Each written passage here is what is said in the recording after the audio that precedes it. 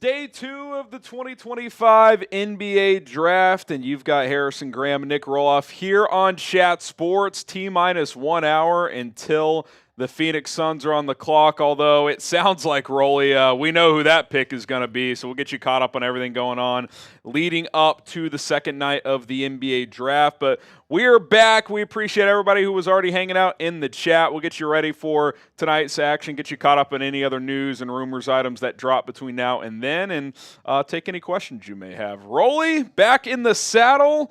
What are you looking forward to most tonight? I have a lot of prospects that I really like still on the board here. One of them is a lottery projected player in my eyes. I had Rasheer Fleming, the forward from St. Joe's, as a potential lottery pick. I was stunned that he fell out of the first round. I think most teams actually were, and you heard a lot of buzz about teams trying to trade up into this early part of the second round to potentially take Rasheer Fleming from St. Joe's. And it sounds like a team that just traded for the 31st overall pick is going to select the forward from St. Joe's. We'll get you caught up with that here in the short time. But shout out your favorite team for us down in the comments section. Who are you representing down in the live chat? Already had over 100 people watching, and we're under an hour away until we get things started in Brooklyn for round 2. We'll give some shout outs for the squads in there. Marble Sky, an MVP from yesterday, is rocking with the Mavs. I see Joey DeLuca. I know Joey is a Knicks fan. I see Spurs. I see Lakers from a couple people like Leo and Kenny. Mark is going with the Mavs. Preston's saying the Bulls. Ty Man saying the Cavs. We got JH going with the Wizards. Don't meet many Wizards fans these days. Jakias is going with the Rockets. NB with the Bucks. Luis with the Spurs. We got a lot of different teams being represented in the chat, like Jarelli going with the Heat, Zoe Owens with the Hawks. A lot of different teams. Got to love it. Appreciate everybody for tuning in with us here on our Day 2 coverage at Chat Sports. Yeah, appreciate that. Continue to shout out your favorite team. I'll go ahead and just verbalize this report from Charania, which the wording is just ridiculous. But the Timberwolves are trading out of 31 to the Suns for 36 overall and 2 future seconds. Shams added that I hate how they do this. The Suns' war room right now is St. Joe's big man Rasheer Fleming at number 31, finalizing their research and scouting before making their selection at 8 p.m. Eastern on ESPN. I'll say this, Harrison. Shams did not tip any picks last night. I wonder if they said to him, you can't do it for round 1, but round 2. We're loading the chamber tonight. Jake Fisher, our good friend, I know we'll love bringing him up. He just tweeted out, an executive this afternoon framed the Timberwolves trade conversations at pick number 31 as the Rasheer Fleming sweepstakes. Well, apparently the Phoenix Suns are the winner, who have made multiple trades, by the way, today. They moved up in the second round, and then they just moved up yet again. They just made a trade with the Warriors to get the 41st pick in the draft, and that's not even the one going to the Timberwolves here. So the Suns are trading up to 31 to take Rasheer Fleming, and they have a pick at 41 that they just traded to get via the Golden State Warriors. They've been busy over the last 24 hours. By the way, what has been the better sourced quote for Jake Fisher? Hansen, or what's his name yesterday, being the Chinese Joker, or the Rasheer Fleming sweepstakes starting in round 2? What's better? I think if we're going to be real here, music to my ears is that the Rasheer Fleming sweepstakes, a guy that I really liked, and we'll probably talk about him more in depth here over the next hour since that seems to be the pick for the Phoenix Suns. But I was a big Fleming guy, so I'm happy that he had a lot of love. I was surprised he fell out of round 1. I don't understand why, and teams quickly realized, oh, maybe we just forgot to bring that up and bring his name up. So, yeah, Jake Fisher getting after it there. I'll tell you what, Michael Scotto had a pretty good night. Scotto's been hot. Scotto's he's moving up the insider rankings there. That's Coop's guy. Revisiting that is Coop's guy. Coop's got a. No, Scotto. You're a Scotto guy. Scotto is my guy. That's what we're talking about. I'm a big Scotto guy. Dude, turn on the active listening. Yeah. You know what? We were talking about Fisher. We're talking about Shams. We're talking about Scotto. You can never keep up. Who's the best out of those 3? Scotto? No, I'm kidding. It's Shams, obviously. It's definitely Scotto, too. All right, let's revisit last night, Rolly. A couple storylines that stood out to you in the first round? The Cooper Flag thing, that speaks for itself. Dylan Harper, we knew that was going to happen. I think the story of the night started with the Ace Bailey pick. I mean, that clearly was the most stunning selection, in my opinion. I don't think it should be crazy like, oh my goodness, I can't believe this happened, but we pretty much knew heading into the night it was going to be Flag 1, Harper 2, Edgecombe was pretty much locked in at 3. We all said the draft really started at 4, but every mock draft over the last 72 hours before Wednesday night had Con Kneppel going there. Yeah. So that was pretty much tipped as well. But no one knew what Utah was going to do. The most selected mock draft player was Jeremiah Fears from Oklahoma. They ultimately go with Ace Bailey. And it was reported today by Jonathan Gavoni that Ace Bailey told a team inside the top 5 that he did not want to go to them. And if you selected me, I would not report to your team facility. It was not the Spurs at 2. It was not the Mavericks because he would not pass up on being one of the top 2 picks. Do you think it was likely the Hornets or the Sixers more, Harrison, that Ace Bailey told him I wouldn't report? It's obviously not the Jazz because we would have known if it was hit them by now. That or Danny Ainge has big-ass fucking balls if it was the Jazz. Like, oh, you're not going to report? I'm still going to draft you. I got to assume it wasn't Utah. I think it's Philly because he canceled that workout last minute. I don't know why necessarily because I'm not necessarily buying what the Sixers are going to be this year, but there is a world if they're healthy that they're a playoff team at least, especially in the East that feels like it could be down next season. So I don't know if this is him. I don't know if he's getting weird advice. I know Sharif Cooper's dad's his agent, and there's been some chatter about that being kind of a weird setup. So who knows? You never know what some of these agents are saying, people in these kids' corners. But that definitely caught people's attention. I mean, that whole situation. So it feels like that's gonna go one of two ways, where the talent will just shine through and he'll be awesome, or within 3 years they're going to have to trade him because it's been a disaster. Yeah, real quick, before we move on, the other storyline that I wanted to talk about was the Brooklyn Nets point guard proposition. They took Igor Demen at 8, which I did not hate. Then they took Nolan Trier at 19. I didn't hate it either because he is very talented, and I think him and Demen are very complementary of each other. They have different skill sets and different strengths, different weaknesses. But then they go with Drake Powell at 22, fine, defensive wing. But then they go Ben Seraph at 26, the Israel point guard. So why do you need to draft another one? I don't get picking another point guard there. They made a good selection at 27 with Danny Wolf, but I didn't understand them going with 3 point guards at 8, 19, and 26. So that was the other storyline. The Nets had 5 picks. They used all 5, and 3 of them were point guards. Let us know. Will Cooper Flag win a title in Dallas? Yes or no? Light up the chat.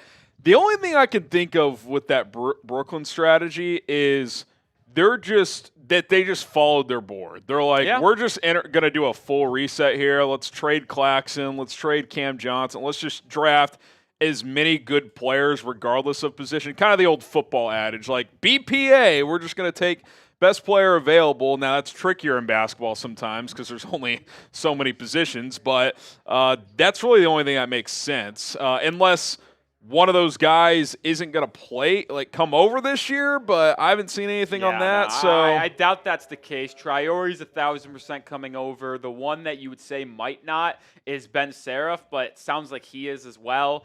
I think they're just going to try to do, like you mentioned, the BPA and just hey, we are a really bad constructed team right now. Let's just take the best player on the board every single time, and then hopefully it will shake out. And if you're the Nets, if 2 of those 5 guys are with you 5 years from now contributing, you're like, well, you know what? We'll take it, considering where we were at when we were making the pick. Yeah, I mean, you take 5 players, if 2 are hits and maybe a third one is at least a rotation player, then that's probably good at the end of the day. Go vote on the live poll as well. This is the same question. Get a few shout-outs here. Laura says yes. 50-50 in the live poll, Harrison. Ooh, Wait, what was your prediction? Says no. I mean, Dallas is talented. This year's going to be weird because, how much time does Kyrie miss? Can they stay above water while he's out? Who do they sign with this taxpayer? It clearly is going to be one of Chris Paul, D'Angelo Russell, or Malcolm Brogdon, it sounds like. Does whoever they sign there, can he kind of hold the fort as the point guard for the first 50, 55 games. They've got a lot of talent. They're very deep, but they haven't really played together much. Yeah. Like Kyrie and AD played, one game together? So we'll see. I don't think it would be this year if it happens. But I think Cooper Flagg will be a champion by the time his career is over. Will it be with the Mavericks? For Jeffrey Cooperstein's sake, I'm going to say no. Will it be with the Celtics? Oh, I hope not. I certainly hope not. Yeah. Here's what we got coming up, by the way. We mentioned the Suns. It sounds like they're going to take your boy from St. Joe's. His name just blanked me for some reason. Rasheer Fleming. I think the top two players on my board, one was Fleming, the other one was Adou Thiero. I don't think Thiero is going to go at 32, but another top guy on my board, certainly in my top 5 at this point going into the second round, Ryan Kalkbrenner. I just imagine him being the pick for the Celtics at 32. Luke Kornet's a free agent. Al Horford's a free agent. They traded Kristaps Porzingis. The only center on their roster is Neemias Queta. His former teammate, Baylor Shireman. I imagine that they have to go with a center. And I don't know if Coop said that unmuted or not. You did? Okay. Yeah, they drafted Creighton Blue Jays wing Baylor Shireman at the end of the first round last year. Why not grab the former teammate of his, the 4-time Defensive Player of the Year in the Big East, Ryan Kalkbrenner? Hornets, couple of picks there. They're open for business at 30 and 34, by the way. It's been reported they're willing to trade down from one of those picks. Hasn't Minnesota already traded down? What was the there was another team up here that was rumored to trading down, was there not? I mean, obviously the trade happened earlier with the Bulls and the Lakers. I think it was the T-Wolves already. Like, it was reported that the T-Wolves and Hornets were willing to move down at the top of the second round, but I don't remember seeing anything about Philly or Boston or Detroit or anything like that. Yeah, and then, the other trade that happened earlier, like I just mentioned, the Bulls move back 10 spots. The Lakers move up to 45. We'll see what they do with that pick. I heard the Lakers were eyeing Kalkbrenner. I got bad news, Rob Pelinka. I don't think he's falling. I'm willing to put my entire reputation on the line that Ryan Kalkbrenner isn't on the board at 45. There's just no way. I just find a hard time believing that could be the case. There is no way. It's never been said before. I think you're right, though. I think he goes pretty quick. All right, 46 minutes and counting until the second round gets underway. If you guys want to donate to the program, we would appreciate it. Also, if you either don't want to or can't, if you just hit that like button, that helps us out. That would be awesome. Every 100 likes, we'll play the little Bean Boozled game. Sometimes we get a good jelly bean. Sometimes it tastes like ass. So I feel like John Morant right now. You got a because I've played Bean Boozled before. $5 get you a raffle ticket. We doing draft hats again? What are we doing tonight?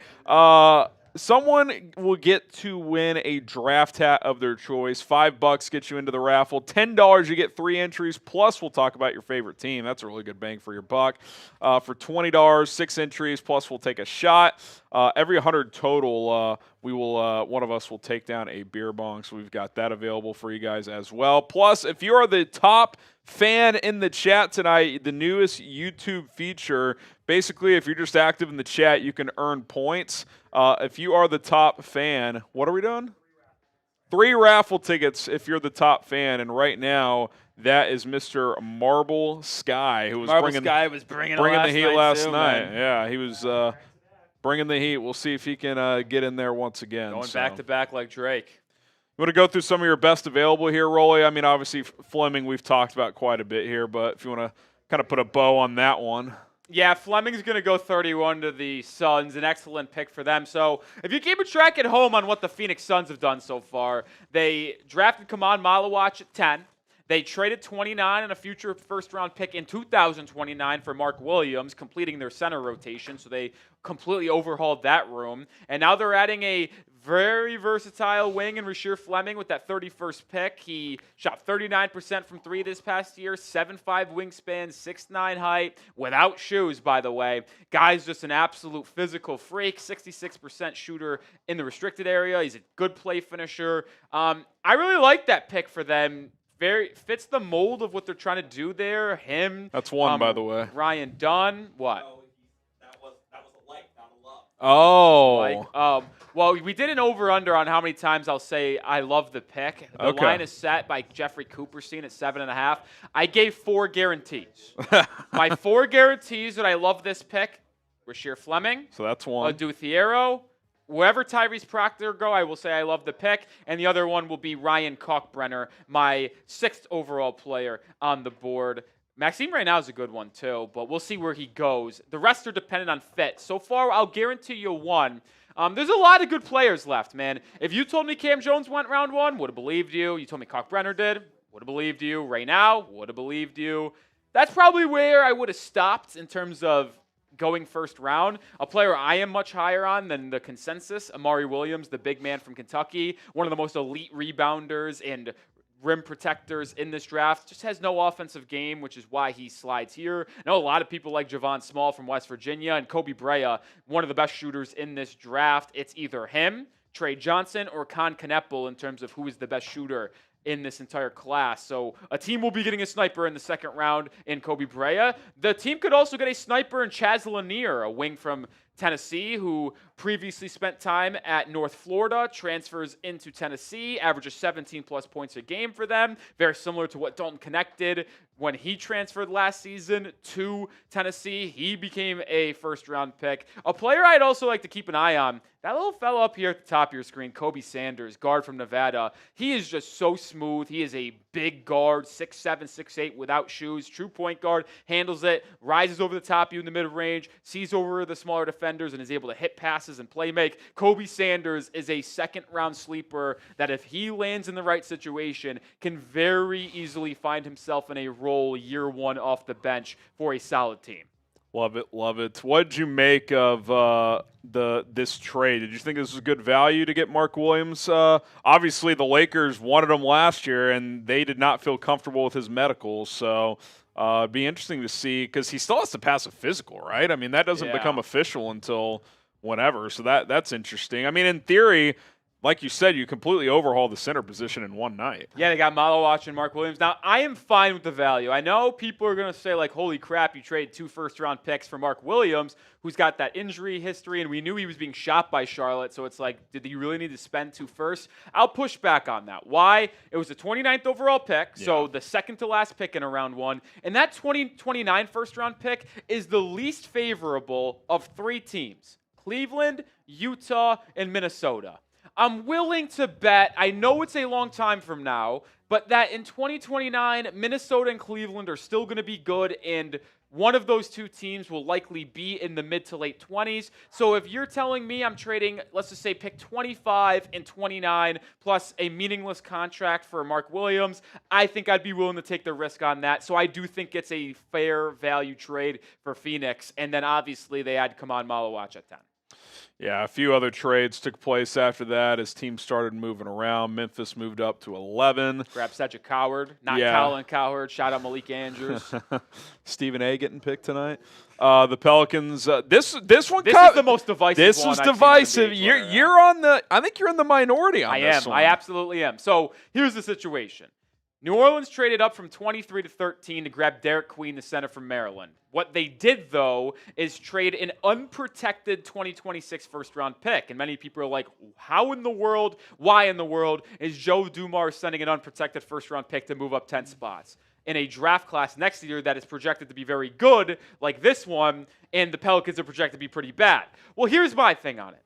Derek Queen, big fan of him. 11th on my board. Love the fit in New Orleans with Messi and Zion Williamson in that front court.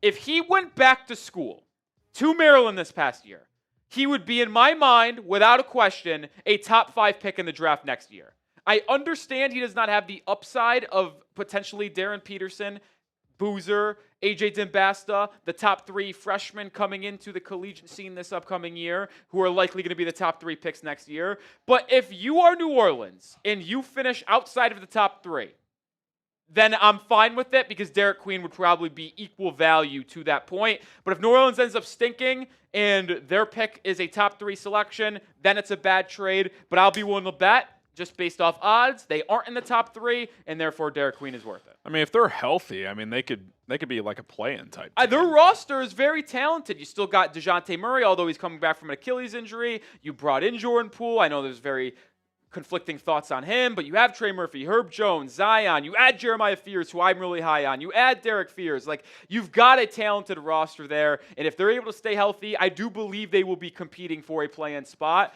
which means they're likely going to be a late lottery pick, and that's how they view it. That's how I view it, which is why I think the trade was worth it.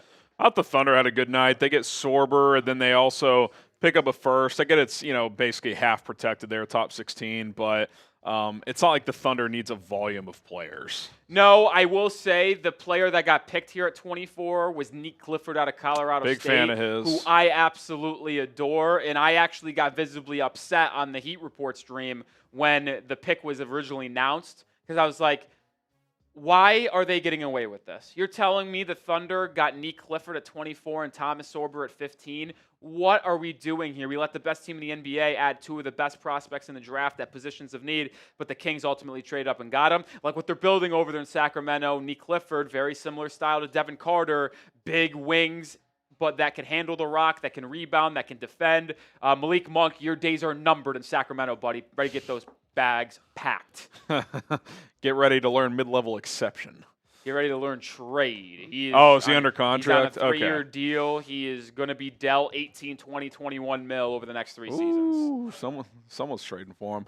Okay, who is the best player available? Let's say not including Rasheer Fleming, because he's gone, and he was by far your best player available. What do you guys think? Best player that has not been drafted other than Rasheer Fleming? Let us know in the live chat. We can get some shout-outs going. By the way, while you guys continue to get in there, and Harrison will give some shout-out, we did cross 100 likes, which means I'll take the first Bean Boozle of the day. I'll look down at the thing here. I'm looking over here at Harrison. I'm not looking down at the thing. I'm ruffling the fingers around here, and I got I got very lucky yesterday, Harrison. I got either the berry or the toothpaste one. Yeah. Both times when I ate it, it was the berry blow. So the odds tell me this is likely going to be toothpaste. That's the best, worst flavor, though.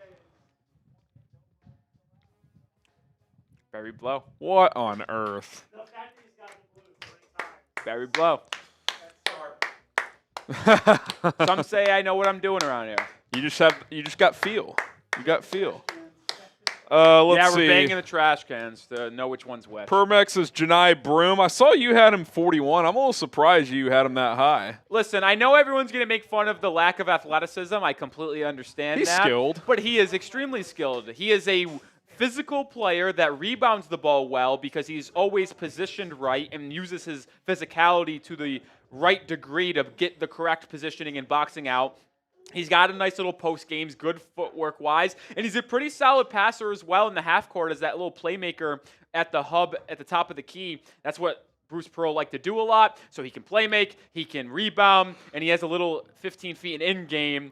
I know the athleticism isn't there, but he could be a pretty solid day one contributor off the bench. Do you think he's a guy who can add a corner three? Yes, I do, because he actually did shoot some threes at Auburn. Shot 28, 29%. I'll find the exact numbers here to confirm it. But he did show the capability of doing it. Shot 27.8%. Now, the one concern I do have is that even though he would knock down a couple of threes here and there, he did shoot 58.7% at the free throw line. So it's how serious is that three-point shot? Because if you can't make free throws, you want me to believe that you can actually make threes. So we'll see about that. Let's see. Renaud from the Best in the North. See Tyrese Proctor. Where would you like to see him go among the teams picking in the first 6 or 8 here? You know what? I'll go Charlotte. They added 2 shooters last night in Con Kneppel and Liam McNeely. His college teammate, Let's continue to just add players that can be great floor spacers next to Brandon Miller and LaMelo Ball. And he can defend, too. Proctor's got great size, 6'4", 6'7" wingspan. He was physical at the point of attack this last year at Duke. You just continue to add shooters around them. They were the worst perimeter shooting team in the league last year. So they need shooters. They do it in McNeely and Kneppel. They've got 2 picks at 33 and 34. Let's go Proctor at one of them. They desperately need a center now after trading Mark Williams. Let's go either Ray now, Kalkbrenner with one of the picks, Proctor at the other, and that's a pretty good haul in the early second round. Hit that like button. Let's get a 50% like rate. We got 700 people watching. That means we need 300 plus. So help us out. Every 100 likes, we're playing Bean Boozled, which means I'll probably end up with some horrible flavor because we got that always happens when I play. And 80 people watching, and yet only 130 likes. It's just flat out unacceptable. A lot of the same faces here last night or that were here last night, that number needs to climb, folks. You guys know how it works. We're here live for free all night last night, all night tonight. Hit that thumbs up icon right now. The bosses want a 50% live like rate for our audience. I think that's very fair to get. So let's hit that thumbs up icon, folks. And it very much appreciated. It helps us out quite a bit. Yeah, 100 likes on 700 people watching. That's like taking Yang Hansen in 16 overall. It's just not what you want to see. Not a big Hansen Yang guy. I had him 38 on my big board, so I wasn't like this is like a barely second-round pick. I had him early second round. I just thought it was a bit ridiculous to take him that early. Yeah, brutal. Had to be an agent promise. Well, yeah, I mean, you'd have to imagine just a ridiculous. Joe Cronin does it again. It was the only, That's your guy. I mean, the worst GM in sports does it again, man. This trade came through earlier today as the Bulls continue to go cheap. They move back 10 slots in the draft. Lakers move up. We'll see who they're eyeing there. Suns, this was they've traded this again, right? Yeah, so this trade happened earlier. They traded 2 second-round picks to get pick 36, which then was packaged again with other 2 second-round picks to get that 31 overall spot. But we mentioned it earlier. They also traded 52 and 59 to get number 41. Obviously, in that Kevin Durant trade, they received pick number 10. They took Kaman Malawach. They also got Dylan Brooks. They got Jalen Green. And then they got 5 second-round picks. So they were putting those 5 second-round picks to work to bounce around here in the second round. Yeah, and you mentioned the first one turning into this one where they move up to 31 where they're going to take Rasheer Fleming. So that's coming up here in just over 30 minutes. That pick will be made official as we are getting closer and closer to the second round of the NBA draft. Don't forget to subscribe to the channel as we are going to be NBA heavy over the next several days here at Chat Sports. We're going to wrap up the draft tonight. We'll have undrafted free agent tracker for you guys tomorrow. Plenty of big names that don't get drafted will sign with teams. We'll have that all covered. We'll take a look at kind of the free agent market as well. If any big trades go down, we'll react to those. And NBA free agency Monday. I mean, Monday night, it's man. jam-packed. I just hate how the NBA schedules it. It's just the worst. How can you have the draft and free agency beginning within basically 72 hours of itself? It's just one of the worst ran leagues in all of sports. Adam Silver, I cannot stand you. Get yourself a NBA jersey. A lot of rookie ones already available. We got the Cooper Flag 32s. If they're zeros, it's because they haven't picked a number yet. So once that gets finalized, it'll get shipped out to you once it's printed. Chatsports.com/NBA jersey. Go represent your favorite team and your favorite new player on your team. Now, Ace Bailey with the Nuggets. I am not an Ace Bailey guy, but that's a Chris jersey. That jersey's tough. It's got juice. It's aura. The Jazz have good jerseys, man. Yeah, they rebranded. I love for it. them. These Hornets ones are classic I'm a as Hornet well. guy. You know, I think I'm going to order I know this has nothing to do with this, but I think I'm going to order a Brandon Miller jersey. You are a B-Mill. I'm a B-Mill guy. Are you holding on to your take, Absolutely, by the way? yeah. I tweeted out today, Brandon Miller, third-year All-Star appearance. Do not miss out on your chance to get on the bandwagon now. We're closing the opportunity to hop on the Brandon Miller train at the start of this year because he will be making the All-Star team this year in a weaker Eastern Conference. This is your last opportunity to buy Brandon Miller stock. I've got 90% of it, though, so there's not much left. Yeah, not many shareholders in that company. So chatsports.com/NBA jersey. That link is in the comments and in the description of this video as we continue to roll along. We shortly are going to bring in Rolly's channel and audience as well. The Heat Report, we will simulcast with our mainstream here. So once the production staff gets ready on that, we will make sure that happens. Quick reminder to like the video. We're still 174, Rolly. We're close to 200. But still, we're at 850 people watching. Not even 25%. We should be at least 300 likes. We should be asking to try to get to 400. There's absolutely ridiculous stuff here, folks. Come on. We're live for the second round. I don't think anybody else is live for the second round of the draft. So who else is doing it like us? Hit that thumbs up icon.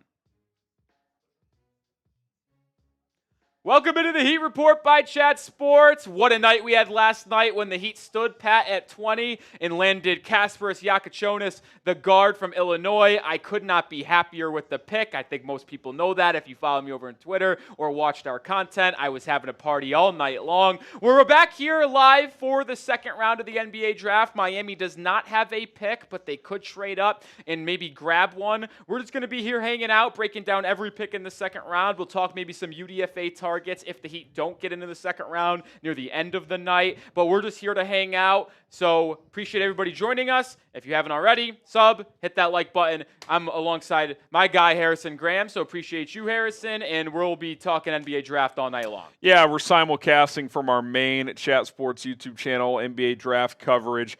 No reason to not be live on the Heat Report as well. So wherever you're watching, whatever channel you're watching on, we appreciate you for tuning in to the show. And if you super chat, it's guaranteed to get your question answered. So feel free to do that. Yeah, as real quickly, we move on, Harrison. A lot of my Heat fans know that I wanted Miami to explore trading up to the top of the second round and going after Rasheer Fleming, the forward from St. Joe's, who I had really high on my board. I would have been fine with Miami taking him at 20 if Kasparas Yakachonis wasn't there, but obviously they went Yak. Fleming is rumored quite a bit here. He is going to be drafted by the Suns, who traded up to get the 31st pick. So no Rasheer Fleming for the Heat. Sad. Yeah, bummer. Absolute bummer. Okay, if you're a subscriber, regardless of what channel you're watching, type me down in the chat. Rolly, you can give some shout-outs on the Heat Report. I'll cover our main Chat Sports channel. If you have subscribed, type me. I'll go first, and then your audience can load them in the chamber as well. We got Mike Dibble. Hey, Mike, I was curious. Are you a Panthers fan as well? I know Dibs is back. Dibble was here last night, too. Are you a Panthers fan, Mike? I think he's a Browns fan. Is he? You're right. He is a Browns fan. He was hanging out with Peterson during the season. Oh, okay. I didn't know that. R.I.P. We love you, Petey. Okay, we got Mike Dibble, NBA Respect Edits. We got Misty, Marble Sky, David Decker, Bilal, Ty Man the Buckeye. Give us some over there, Roland. Yeah, we got Hoop Central, Vipex, Ty Man, Kane Angel, Mike Frank, Bam. Appreciate everybody in the live chat spamming those memes. You are real ones for hanging out with us here in round 2. And I hope the Heat make a move tonight, man. It would be entertaining to see them try to do something. If not, they'll stand pat and clearly target some undrafted free agents. I did put out a list, by the way, of UDFA targets for Miami that I could see being available. To headline that list, I thought Max Shulga from VCU, Amari Williams from Kentucky, Grant Nelson from Alabama, Caleb Love for Arizona, Jameer Watkins from Florida State. We'll see. I want credit on Grant Nelson. I was on him 2 years ago.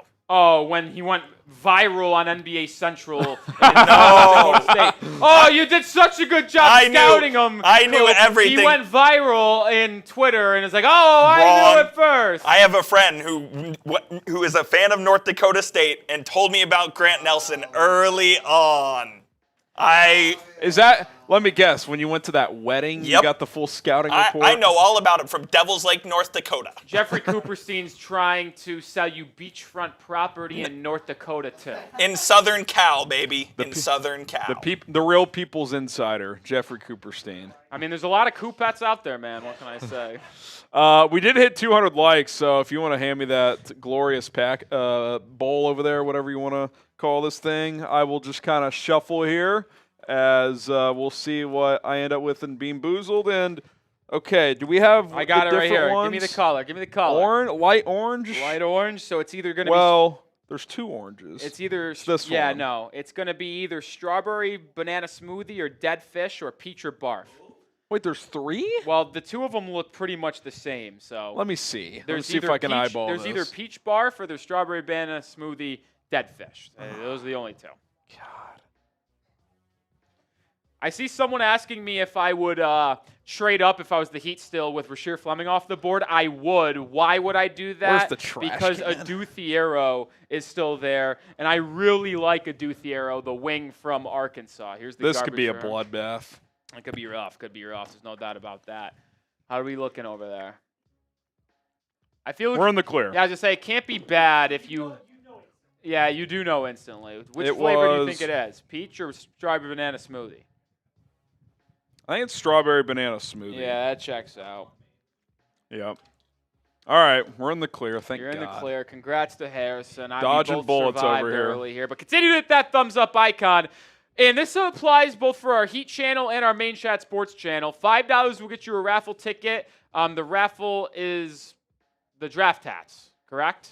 Just want to triple confirm. Didn't want to get confused with the other thing that we're doing here. $10, 3 entries, and we'll talk about your team. A $20 super chat, I'll take a shot at tequila. $1,800 on deck, plus 6 entries into the raffle for the draft hat. And then every time we get $100, not a $100 super chat, but we pass $100 as a crew, one of us will do a beer bong or shotgun. I will absolutely volunteer for the first one of the night, Harrison. So when we cross 100, I'll get there. We're at $0 on our Main Chat Sports channel, but we're on $10 with our Heat channel. Let's go, Bryce Blackwell, for Super Chatter of the Night. Shout out to Bryce. Hey, Heat fans, let's bring it tonight. Let's take down the Chat Sports channel. 10-0 lead early. We are 7-1 odds right now, and we're taking them down 10-0. Bryce saying, great pick by the Heat. This organization hits a lot more than we miss when it comes to the draft. Looking forward to free agency, hashtag Heat culture, and hopefully we'll trade interesting drafts so far for teams. Bryce, I could not be more excited about Kasparas Yakachonis and his future with the Miami Heat. There's a lot of buzz around Jonathan Kuminga in Miami as a sign-and trade in free agency. We'll see if they ultimately pursue him when it starts Monday afternoon, but we will certainly be here for that, which is why you subscribe. And we'll be live for Monday as well on the first day of free agency here at the Heat Report, so make sure you tune in for that. Bryce, you get your entries, by the way, buddy. It's 3 entries. 3 entries. Right now, you would just win, so congratulations. Okay, taking a look back at Rolly's big board here as we have 22 minutes to go. Tell me about this Noah Penda guy. I'm not super familiar with him. What are we working with Yeah, Noah here? Penda. I really thought that the Clippers were going to take him at 30. I loved that fit for them. They ultimately did not. 6'8" with a 6'11" wingspan. He's a Frenchman, 225, so he's built ready to go in the NBA. 20 years old. He was a streaky three-point shooter. Did shoot about 34.3% this past year for his team, Le Mans Sarthe. Don't know if I'm saying that right, but that's the team he played for. What? Lamone? Lamone. We should have Sam Brown on a mic at all times for Just any time dub we have to over do a French thing. Throw it over to him. But here's the thing on Penda. Penda's an elite defensive player.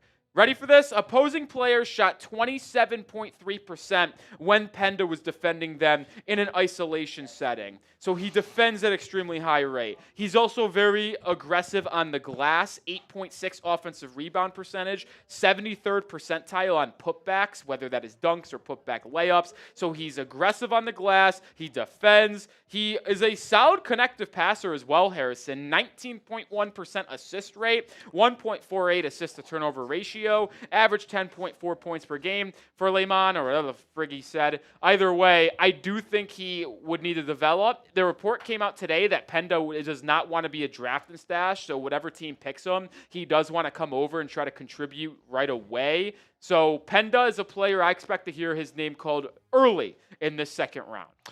Yeah, that's, you're seeing more of these wings who, because there's not a ton of true point guards in the sense of today's NBA, Rolly, that are averaging like 10 assists per game. Yeah. But a lot of teams will have a point guard who averages like 7, and then like 2 wings that average 5, and so on and so forth. And those guys are becoming so much more valuable as secondary creators and for themselves and others. So if he can do that, then he'll definitely have a place in the NBA. Yeah, I'm interested to see where Penda ultimately falls. Another player I want to touch on real quick here is Javon Small, the point guard from West Virginia. And Small is a good last name for him because he's a little bit smaller in stature. He's 6'1" without shoes, 6'4" 3/4 wingspan, but he was absolutely phenomenal for the West Virginia Mountaineers last year. They had a lot of injuries with that team. Tucker DeFreeze got hurt. His father, first-year head coach after leaving Drake. And Javon Small played that role, man. He averaged 18.6 points per game. He had 3 schools in 4 years. He started at Eastern Carolina, then 1 year at Oklahoma State before going to West Virginia. Extremely good athlete to help kind of push that small stature aside, 40.5 inch max vertical. And ready for these stats here, as a power conference player, to have a usage rating above 28%, a true shooting percentage above 55%, to make 12 three-point attempts on 100 possessions, and have an assist rate of 35%, Javon Small, Trae Young, Denzel Valentine. So the advanced metrics in his kind of archetype of player projects as someone who at least will have a role in the NBA, at least early on in his career. 22 years of age, so he's an experienced player, 2-to-1 assist-to-turnover ratio. Really like Javon Small. I just had that Adam Amin Valentine call come into my head. Oh, Valentine! That's not the shot! Yes. All-timer there. RJ Luis, he had an interesting kind of few months. Was he going to transfer? Was he going to go back to St. John's? He ends up staying in the draft. Be interesting to see where he ends up, especially after how things ended in the NCAA tournament for him with Rick Pitino. Don't forget to subscribe. We have the latest NBA news, rumors. We're tracking trades. We're covering the draft, free agency coverage, and a whole lot more. Plus, we don't charge a dime. It's 100% free. We're going to be here for the next several days with plenty of coverage and content. So hit that subscribe button and do not miss out. Free agency starts Monday, so it'll be here very, very quick. Yeah, it's going to be a fun day on Monday. We'll see over the weekend on what ultimately happens with some key player options. I'm looking at LeBron James. Will he opt out and sign an extension? Will James Harden opt out and sign an extension? Will we see Julius Randle opt out? Naz Reid has a player option. There's a lot of restricted free agents like Cam Thomas, Jonathan Kuminga, Josh Giddey, Quentin Grimes. So there are players that will be very fascinating to see what they do in terms of player options and team options over the weekend, heading into free agency on Monday, and then restricted free agency will be fascinating as well. A couple good unrestricted free agents too. Top one is probably Miles Turner at this point, but there is going to be still a lot of unrestricted free agents once player options are decided this weekend. Do you think Randall opts out? You know, it's interesting. Like, the question is, does he think he ultimately gets a bigger contract? He could opt in for that $30.1 million deal and then test free agency next year, or he can try to opt out and re-sign a bigger contract in Minnesota. A sign-in trade could take place, or maybe he wants to go to the Brooklyn Nets because the Nets are the only team with the cap space that would be able to sign him to a larger contract in free agency. So it would be a tough decision. I wouldn't want to be him trying to make that call. I almost wonder if you just opt in. I mean, you're on a good team. You finally had a year where you played pretty well in the playoffs. It's kind of an under-the-radar team in Minnesota. I mean, obviously they're established now, but it's not the bright lights of New York. I mean, maybe it's just the right fit for him. Who knows? We'll see what he does. But shout out your city. Let us know where you're tuning in from. We'll get some shout outs in a second. But Jack Lauderay spending his hard-earned cash. He wants a hat. He wants a hat. And he's in there. 3 raffle tickets. Remember, $5 to enter. $10 gets you 3 raffle tickets. $20 gets you 6. And Lauderay, you know, my Venmo's available if you want to send me $10 next time. Wow. Well, you can. No, $10. We'll still put it in the pool, but you know, the old. I know Venmo. You know. What hat would you get? I asked this yesterday. You still gonna get a Celtics one? Okay. Furious with this is a $13 super chat. It's an Australian currency. Who knew that 20 Australian dollars would equal 13 United States? You know, when you have a $10 super chat and then now we have 23 total, it's pretty easy to do that math. Didn't know about you. Question from the Australian Outback. Which second and team picks tonight has the potential to be the next Udonis Haslem? Well, first of all, Haslem was a UDFA, but we'll continue here. Reliable team presence with longevity and a winner. Go Heat. Appreciate the Heat fan coming in here. Furious. I'll just throw this out to you. Why don't you get Fast and Furious over to the Heat channel, the Heat Report by Chat Sports? If you aren't already subscribed, I host that. We got almost 200 people hanging out over there, so go watch over there with other Heat You fans. would have a sizable lead. Yeah, we're losing 23-10 now. So if you're looking at a player that I think could have longevity and contribute to winning here? Let me look through my big board that's still available. While you're thinking about that, if you're who's the player who plays for 6 years longer than they should and just is basically a coach? That's who we're talking about here. Not to offend your audience. You know what? You know who I just think sticks around for a really long time? Give me Ryan Nembhard, the guard from Gonzaga. 2 years at Creighton. The last 2 years were at Gonzaga. Super undersized, but unbelievably good playmaker. Just makes his team better.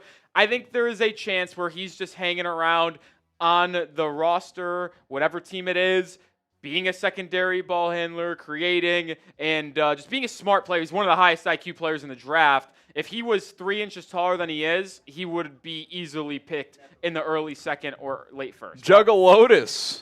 Nepo baby? No. Juggalotus. A friend of both of ours. Appreciate you, Juggy. Rolly, my man, look who I'm with today, Juggy. Let's go, Juggs. Let's go. Here to witness the biggest rig draft ever. I think you probably would have said that about yesterday when the Coupettes got the #1 overall pick. But right now, there is no rigging of it. I don't know if we can say that anymore. It's the second round. 1.8% chance. It just so happened to happen to us. Oh, It happened to any I'm of us. sure, Just I'm happened to the sure. Mavs. Yep. Yeah, it could happen to any of us. Yep. Well, Juggy, you get 6 raffle tickets for a potential draft hat. Juggy, would you choose a Bulls or a Heat one? Don't know the answer to that. But either way, $20 is also a shot. So appreciate you, Juggy. Shout out Juggalotus.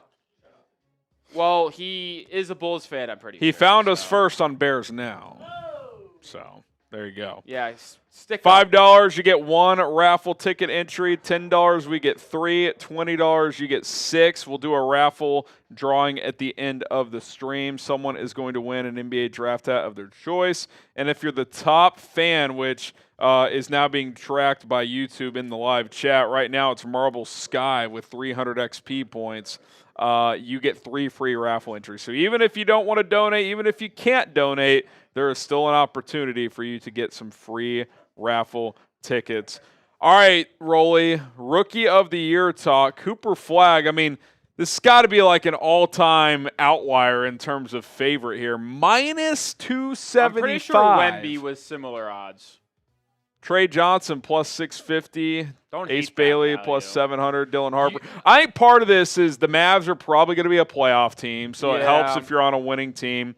With Kyrie out, is he the leading scorer? I mean, Anthony Davis probably is, but he'll be the second leading scorer on a good team. Yeah, probably. I could see Clay being active, maybe potentially.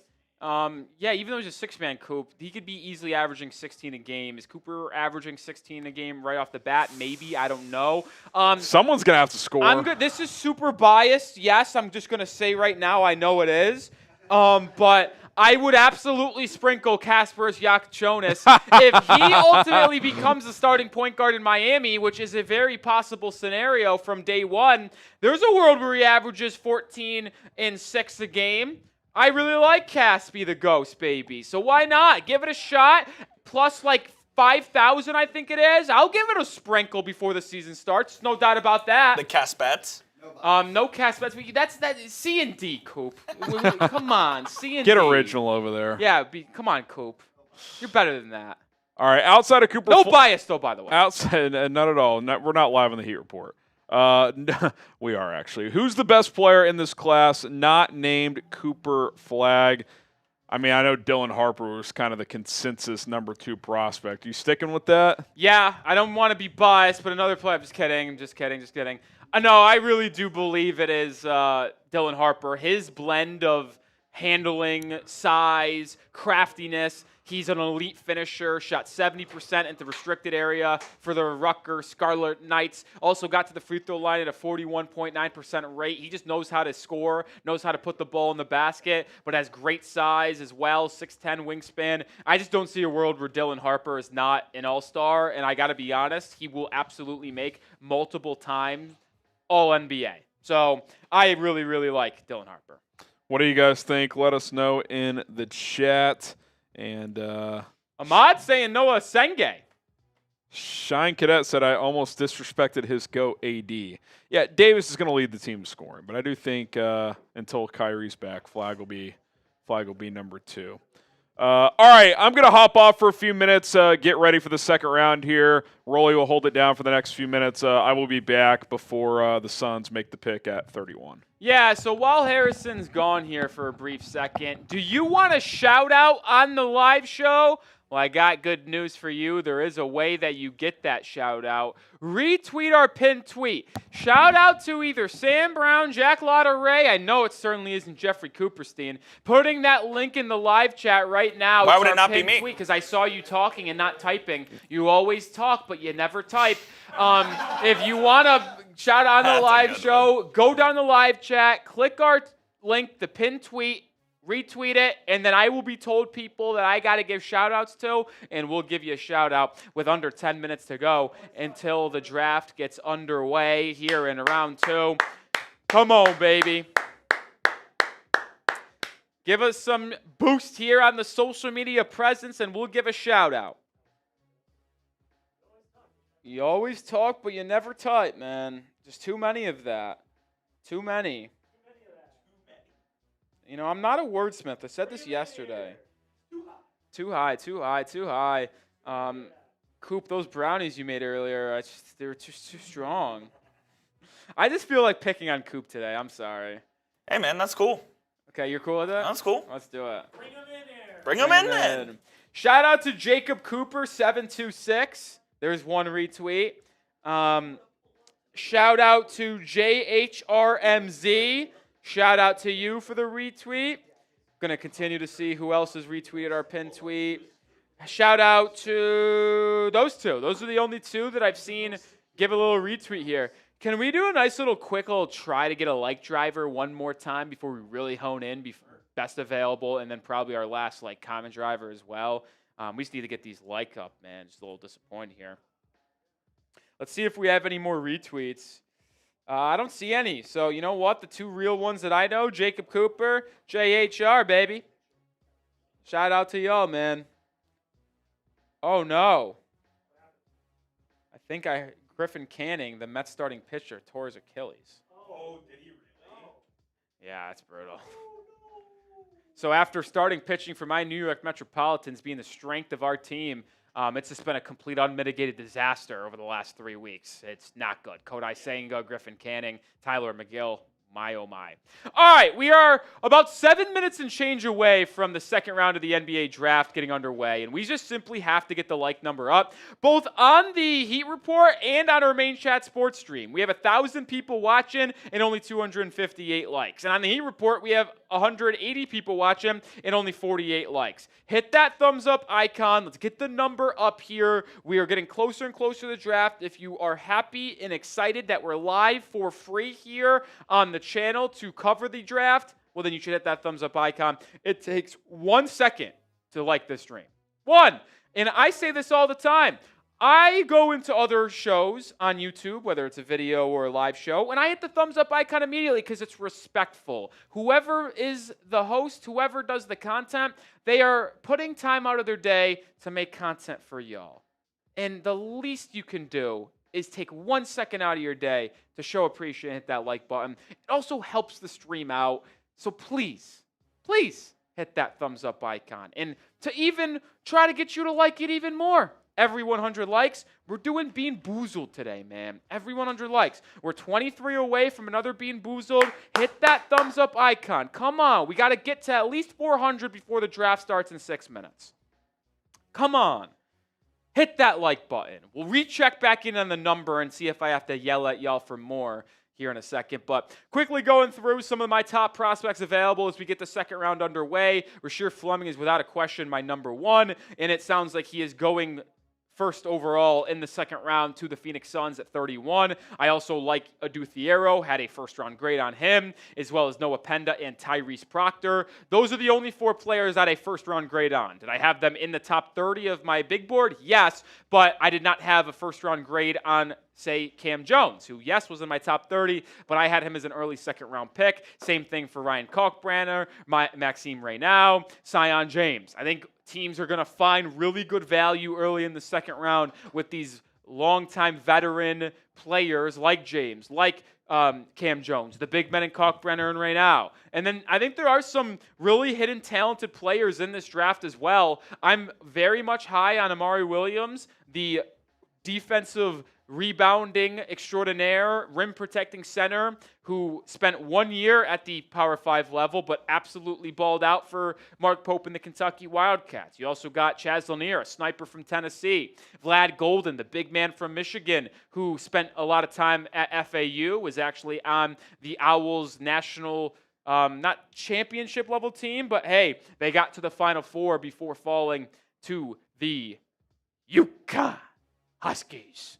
No, they actually didn't lose to UConn, I'm sorry. They lost to San Diego State in the Final Four. Lamont Butler hit the mid-range game winner and then transferred a couple years later to play with Amari Williams and Mark Pope at Kentucky. Isn't that how it works? But with the draft getting started here in just about 4 or 5 minutes, Phoenix Suns, after a lot of trades today, they have traded up like 3 different times. They have pick 31. They also have pick 41. Boston's picking at 32. Charlotte's got back-to-back picks with 33 and 34. The Sixers, have the 35th pick. Timberwolves at 36. Timberwolves 37, 112. Pistons at 37. And then we got the Indiana Pacers at 38. About 4 minutes to go until we are underway here. And boy, oh boy, this should be credited for the Heat report. And this is a Heat fan. And I have no issue saying that I want it added to my total for the year. Well, that's just not how that works. It should. What am I talking about, you might be asking? Well, the Coupettes over there are taking a little bit longer than expected. The Coupettes over there, right? Was furious! The hip-hop sommelier! A proper $100 U.S. Super Chat! Shout out, request Sam Brown. What does Sam do with part of this? What is going on? Here's a query. With the Nets getting 5 point guards from round 1, they didn't get 5 point guards. They did get 3 point guards. What do the Hornets have to do to get 5 centers out of the second round? Who must they trade, and what 5 centers do they end up with? Well, Furious, I'm going to do a beer bong to celebrate your $100 super chat. Appreciate you, you absolute legend from Australia. Down under! I'm sorry for that. I actually, no, I'm not happy with that. I don't feel good about that. I apologize. But they've got pick 33 and 34. They should absolutely draft one of Maxime Reynau and Kalkbrenner at 33. Because we already know Rasheer Fleming's going at 31 to the Suns. The Celtics are rumored to take a center. If they take Reynau or Kalkbrenner, fine. If I'm Charlotte, I'm just taking whatever one Boston doesn't take with one of my picks at 33 and 34. So I would look for them to go there, and if they have another second-round pick, which they probably do, I would probably lean towards like an Amari Williams, maybe even a Johni Broome. So potentially one of those guys. But Furious! You are fast to the pace. I'm going to make that pun all night long. Time for a beer bong. We got the pineapple. He sent it on Maine again. I know. I wish you went over to the Heat channel. I said it. Should count for me. Doesn't matter. We're trailing in our Super Chat battle now on the Heat Report, 135 to 35, so we're trailing by 100 exactly. You know what's crazy? If Furious went over there and did the same thing, it'd be a tie ball game. A shutout. I'm saying no. If he went over there now and did it, it'd be a tie ball game. That's true, too. Shout out to Furious, though. As Rolly takes down the first beer bong of the night. All right, if you guys are ready for the second round of the NBA draft, type go. Here we go. Listen, this is my take, Harrison. Round 1 of the draft is for the fans. Round 2 of the draft is for the sickos. Appreciate the 1,300 sickos watching with us tonight. We appreciate all of you. Type go in the chat. We got Marble Sky, who's been a legend, our top fan on our main chat right now. Songwriter Tristan. We got Timmy, NBA Respect Edits, our Brooding Robots, Steve. We got Madden God, Tristan, Brooding Robot, Songwriter's Corner, Pammy. We got Marvin Daniels, Brandon, Ty Man, the Buckeye. Who we got over there on the Heat Report? Yeah, we got Kane Angel, we got Andrew, we got Vid Bully, we got Velo Vet 360, we got my guy Yami Gilchrist, we got Juggalotus, which by the way, we'll get Juggalotus' $5 super chat on screen relatively soon. Time and the Buckeye type and go. We still got songwriters Connor, Jackson, Brooding, Enrico, I43 Pammy. Continue to spam those goes because it's the top of the hour. It's time to restart and reset this draft.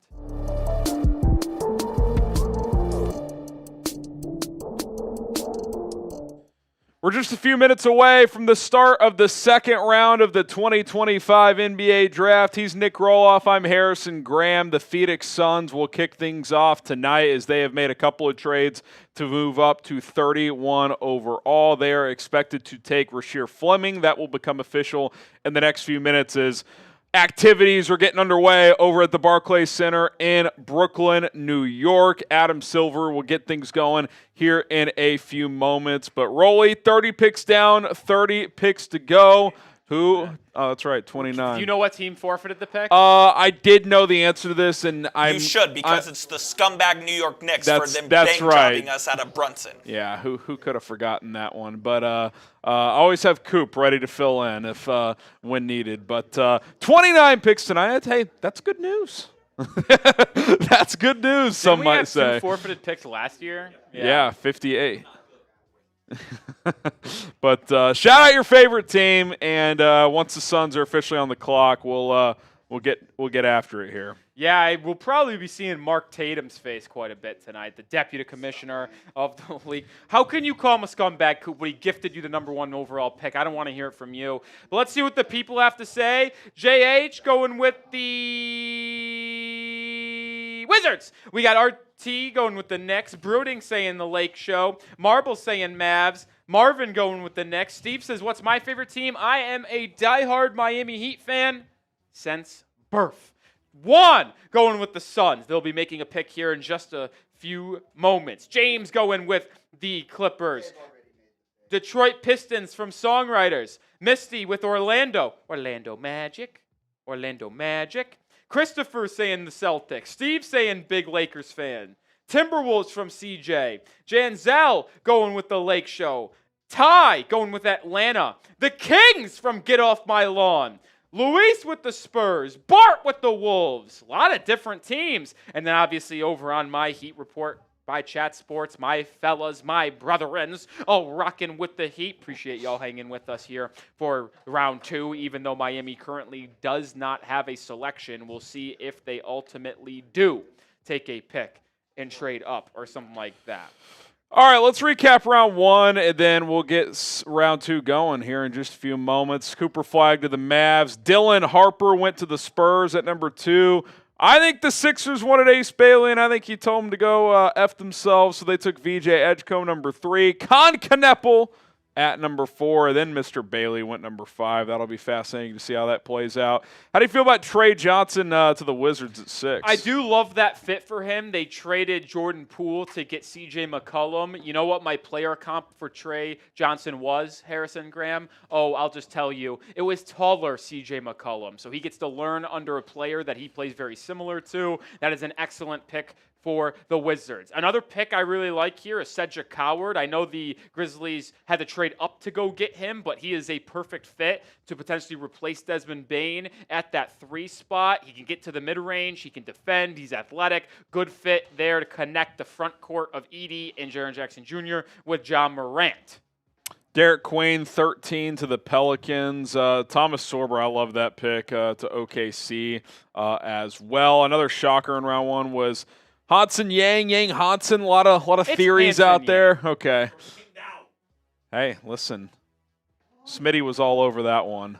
Juan Beranger goes to the Timberwolves at 17. Rolly's favorite pick around 1. Walter Clayton to the Jazz. It was my favorite pick around 1. I'm being Why? serious. Because it saved me from him coming to Miami and blessed me with the beautiful Lithuanian god of Kasparas Yakachevas. If both were on the board and they would took have Walter Clayton Jr., I would not be here right now. Back-to-back Illini there. Will Riley going 21 to That was fantastic. How do you feel about Drake Powell to Brooklyn? I do like the fit. Listen, I thought this would have been a great spot for Adou Thiero or Rasheer Fleming. They needed to add a athletic wing that can defend, that can finish, especially after taking 2 point guards in Traore and Agor Demen to complement him and Cam Johnson.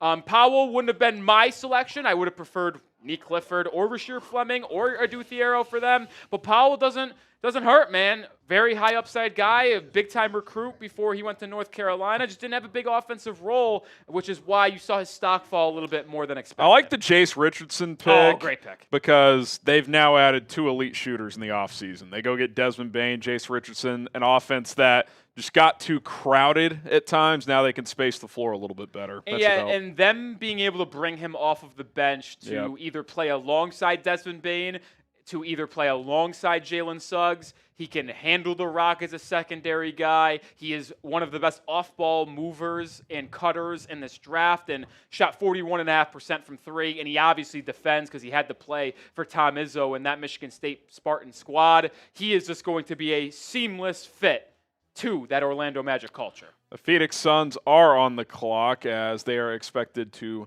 select Fleming here coming up. And then Boston will be on the clock at 32. So things will be picked up. By the way, I just read a quick little snippet that apparently, Shams, that was by design last night to not tip picks. Yeah, I mean, I imagine ESPN or ABC or wherever the head honchos are over there making the decisions, which will, by the way, they should make better ones based off the coverage that I've seen over the 48 hours.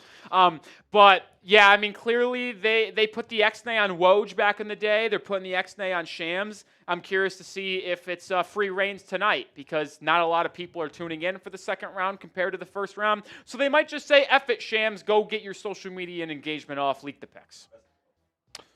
All right, best available players here. Like we mentioned, Rasheer Fleming going to be announced shortly, but who do you guys think is the best available? This is the top 8 for Rolly as we get the second round going here. I mean, if you told me that you had any of my top 7 available as your top guy, I would believe you. I would not put Sion James in the tier of the first 7 players here, but any of those guys can be day one contributors. Obviously, I like Rasheer Fleming the most. I'm super high on him.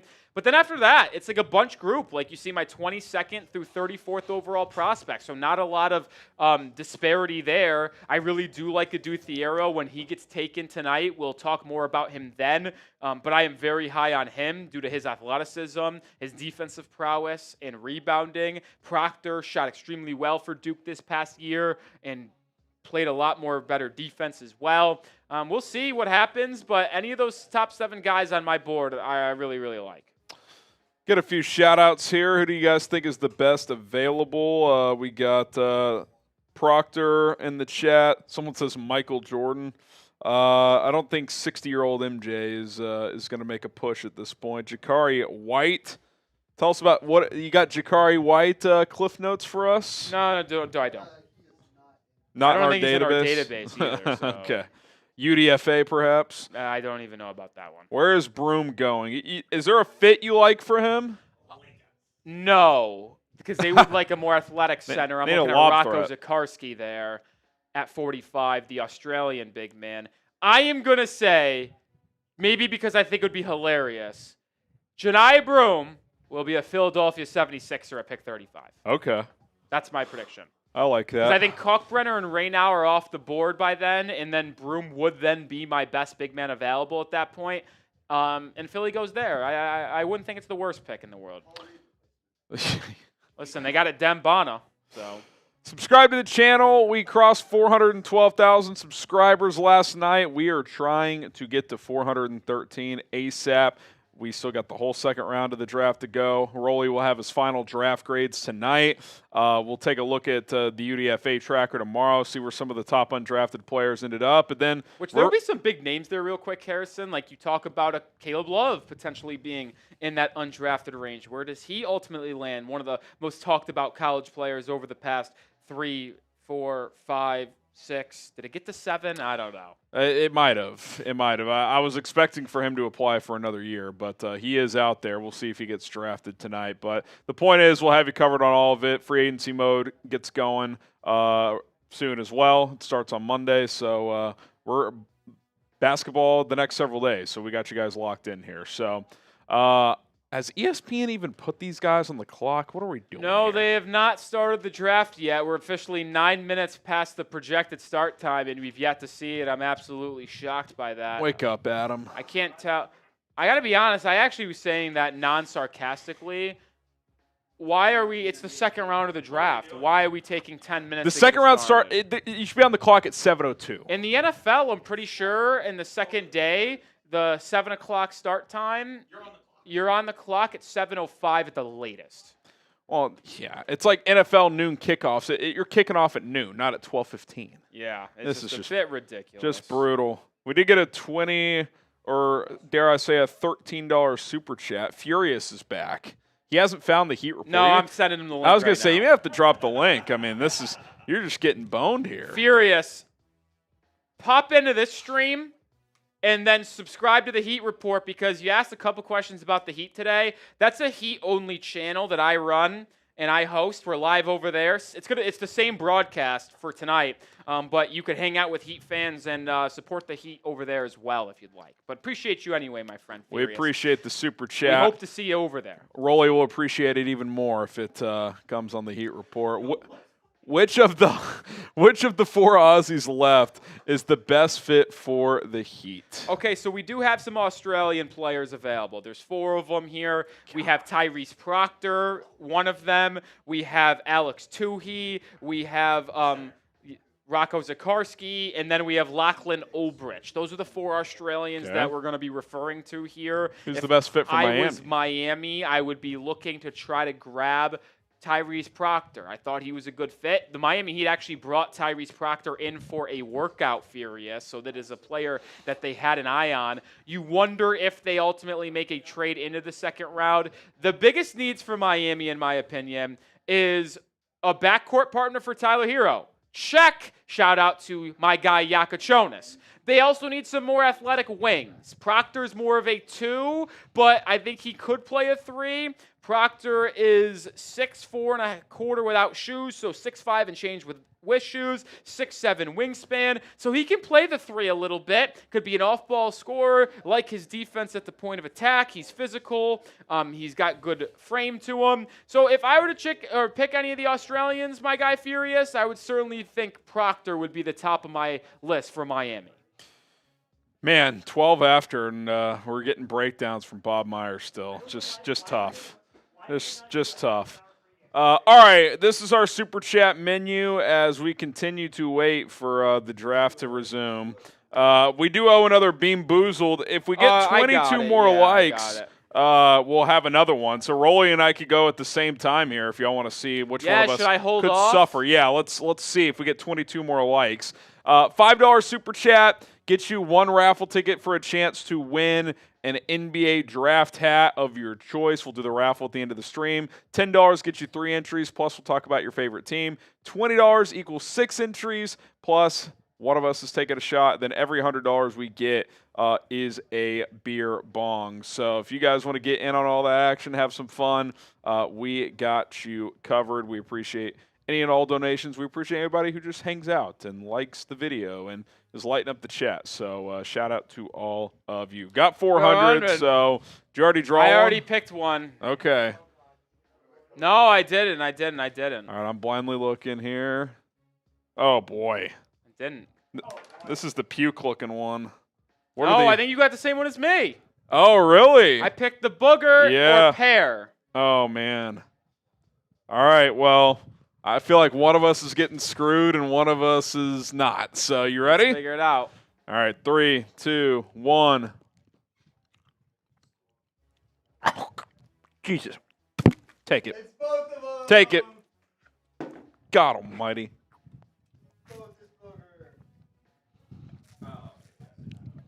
I don't spit. That's what. Okay. Wow. Care to elaborate? That's what. God. We finish around here.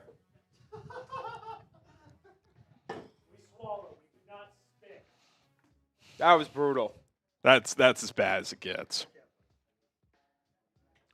My guy Furious has found his way over to the Heat Report. Let's go. Listen, we appreciate all the support you gave us on the other channel, but listen, again, we're going to be honest. It makes me look better, and it makes the Heat fans look better here at the company when we get more support over there. Just throwing it out there. Oh my goodness, we still haven't started the second round yet. I'm getting angry. I just lit up production. I said ESPN's coverage was so bad last night. We're doing a full 15-plus minutes before starting round 2.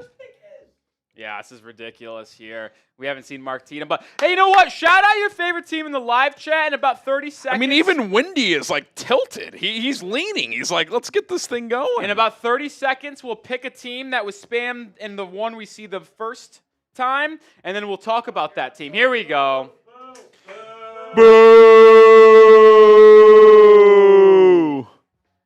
Boo, Mark Tatum. Boo!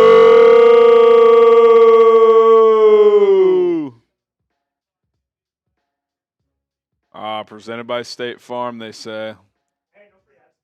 State Farm, you're welcome here anytime. Jake, I'm always down to make a new friend. Boo!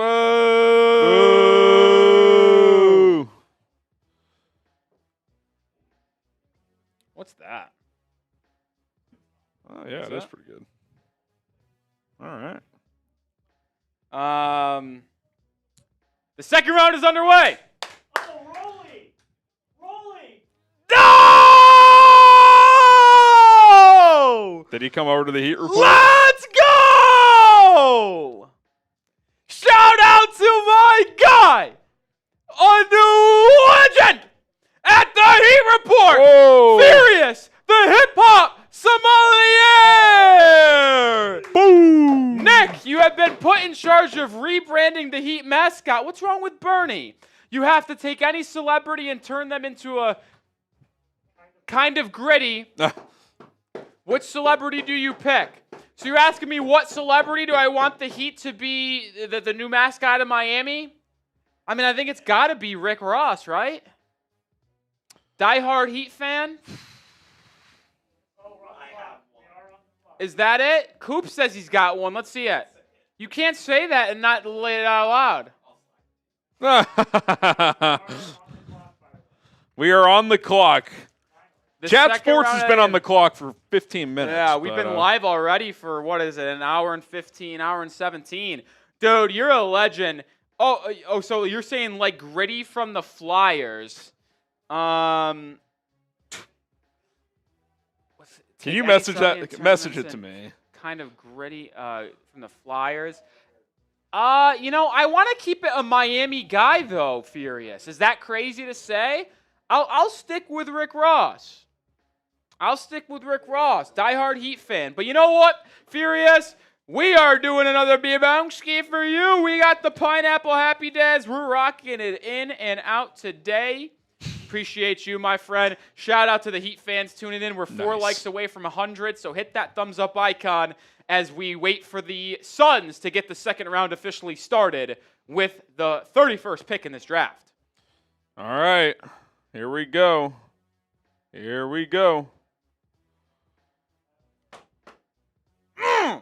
Let's go Heat! Let's go Heat! Let's go Heat! Let's go Heat! Sorry, I had to. No, I had to. You got a new baller over there, I think. Furious says, did I redeem my channel sub cluelessness? Furious, you did more than that, my friend. You're a legend. Appreciate you. You know what? We just appreciate people hanging out with us. Why don't and you plug for your you to channel go over there, your the content? Next step. Like, listen, we put out a lot of content, daily content on the Heat Report by Chat Sports. We're talking everything between trade. You know what, Furious? We go live for almost every Heat game, by the way. Solely, we do live play commentary analysis. So I don't know what the time difference is in Australia, but if you ever want to watch a Heat game with us over there, you're more than welcome to join us. You're all right by me. I'll tell you that. All right, shout out to our guy there. I mean, he's fan. We've got our MVP tonight. Oh, I mean, absolutely. It's going to take a You know what? Can I just Herculean say it effort. right now? This guy's getting a draft hat. Is that fine? You know what? I don't care. I'm not asking. Are you better to ask for forgiveness and just take the rest? Furious, you're getting a Miami Heat draft We'll hat. get you a hat. He's sent like $300. We'll get him one. What's up? Okay. Yeah, I think he sent actually like, yeah, definitely like 320, 330. Like it's, yeah. All right. Yeah, are y'all getting in on that order? No? Yeah, I'm probably not. Okay. If none of y'all are, I won't either then. All right, the Phoenix Suns are on the clock, and that means The pick is that in. it's going to be your boy. And the pick is in, and it's reported already out there. It's Rasheer Fleming by the St. Joseph Red Hawks. And if you know the story about the Red Hawk boys, it's a fun one. Their mascot never starts flapping. You're the mascot Red Hawk. Fun fact about St. Joe's, you get a full ride to the school if you're the mascot. Really? But every time you put on the suit, you have to flap your arms. And if you stop flapping your arms and you get caught at any moment, scholarship revoked. Being dead serious. So you got to be in shape. You got to be ready to roll. Those arms got to be freaking chiseled. But let's talk about Fleming, who's got some chiseled arms himself. He is a 6'9" without shoes wing, 7'5" wingspan, shot 69 or 39% from three. 69 would be crazy. He didn't have the best vertical, only 32.5 inches, but had the best shuttle run. So he's very good moving quickly in directions. Finished 66% of his shots at the rim, which, by the way, was 52% of his attempts. So he gets to the rim. He finishes at the rim. 93rd percentile true shooting percentage. 91st percentile effective field goal percentage. Averaged 3 stocks a game. He is disruptive on the defensive end, and he is an excellent kind of complementary piece offensively in terms of finishing and being able to knock down shots from the perimeter. Could not be more in on the long-term future of Rasheer Fleming in the NBA. Yeah, Kevin O'Connor, one of Rolly's favorites, had this to say about Fleming. A hustler who drains spot-up jumpers and brings energy on defense, but he has some real wants as a ball handler with a lack of experience against high-level competition, so teams will have to feel real confident his role player skill set will translate, which clearly you do, having him as a top 15 prospect. Yeah, I have no issue about it. Listen, one of the biggest knocks I have him is that he really can't put the ball on the deck, can't dribble, can't create for himself. But that's not what he's going to be forced to do over there in Phoenix. Like, you saw them draft Ryan Dunn, the Virginia wing, last year. A very similar type of player, in my opinion. But I like Fleming a little bit more because he actually can shoot from beyond the arc. Ryan Dunn could not, but you put Fleming and Dunn next to each other defensively, those two are going to be absolutely menacing. I don't know if Fleming is going to start, but I tell you what I'm fascinated by, Harrison. A Devin Booker, Jalen Green backcourt, Bradley Beal, if he's on the roster as your sixth man, Ryan Dunn and Fleming at the 3 and 4 with Mark Williams at the 5. That is a very, very athletic and long front court to pair up two bad defenders in Booker and Green. As the kids would say, that's a league pass team. You know, they're going to be bad next year, but I'm going to be honest, it will be fun. Like, I'll be tuned in to watch Rasheer Fleming a little bit, that's for sure. Hit that like button if you want to see Rolly and I suffer again, just like we just did. Yeah, we're 55 likes away on our Chat Sports channel to get to 100. I'm one more. Another 100. I'm one more liver and onions away from. Well, I don't think liver and onions is in that pack. It says it is. Yeah, but I didn't see one there. Thank goodness. Next pick is in. Let's get the ball rolling here. What do we say, It will start humming. Let's run the three-man weave here, and let's get this going here. The Celtics about to make their pick. We'll see if our friend Shams is going to be tipping picks tonight. Not seeing it so far. Not for this one. Well, he fake tipped it an hour ago, I guess, but not this pick. Well, he then tweeted out before they announced it that they were going with Fleming. Wendy rocking the navy suit with the pink dress shirt. So I wasn't paying attention to our live coverage, but this is what you were talking about in terms of Charania just being here and then not really looking up. He's looking down at the phone. Yeah, I figured that he was announcing a trade. What's the trade? We got a trade. The Magic are trading up for pick 32. Noah Penda. You like Penda? Yeah, so, okay, that's what the trade is. The Magic are trading up here to 32. The Celtics will move back, and these Magic are going to take Noah Penda. The information is it's pick 46, 57, and a second rounder next year. So 2 seconds this year and a future second for this 32 pick where they're going Noah Penda, the forward from France. So my number 1 and number 3 players on my best available, both gone with the first 2 picks. So I know you like this pick. The question is, do you love it? I don't think I can say that I do. Okay. All right. I do like the fit, but it's not one where I'm going to be like, holy crap. Now, is he going to be someone that can come off the bench and be an excellent defender for them on the wing? Yes, but that's not something they needed. Like, I don't question the Orlando Magic defense. To me, I question their offense. And if I was trading up and I'm Orlando in this spot, I would have preferred to go with another player that I like a lot here, which is Tyrese Proctor, because Proctor can give you some backcourt defense. He can also give you elite shooting off the bench, which you already took in Jace Richardson. But I'm not sold on Penda's ability to be a long-time shooter. He has upside at that three-point range, but I wouldn't guarantee it by any stretch of the imagination.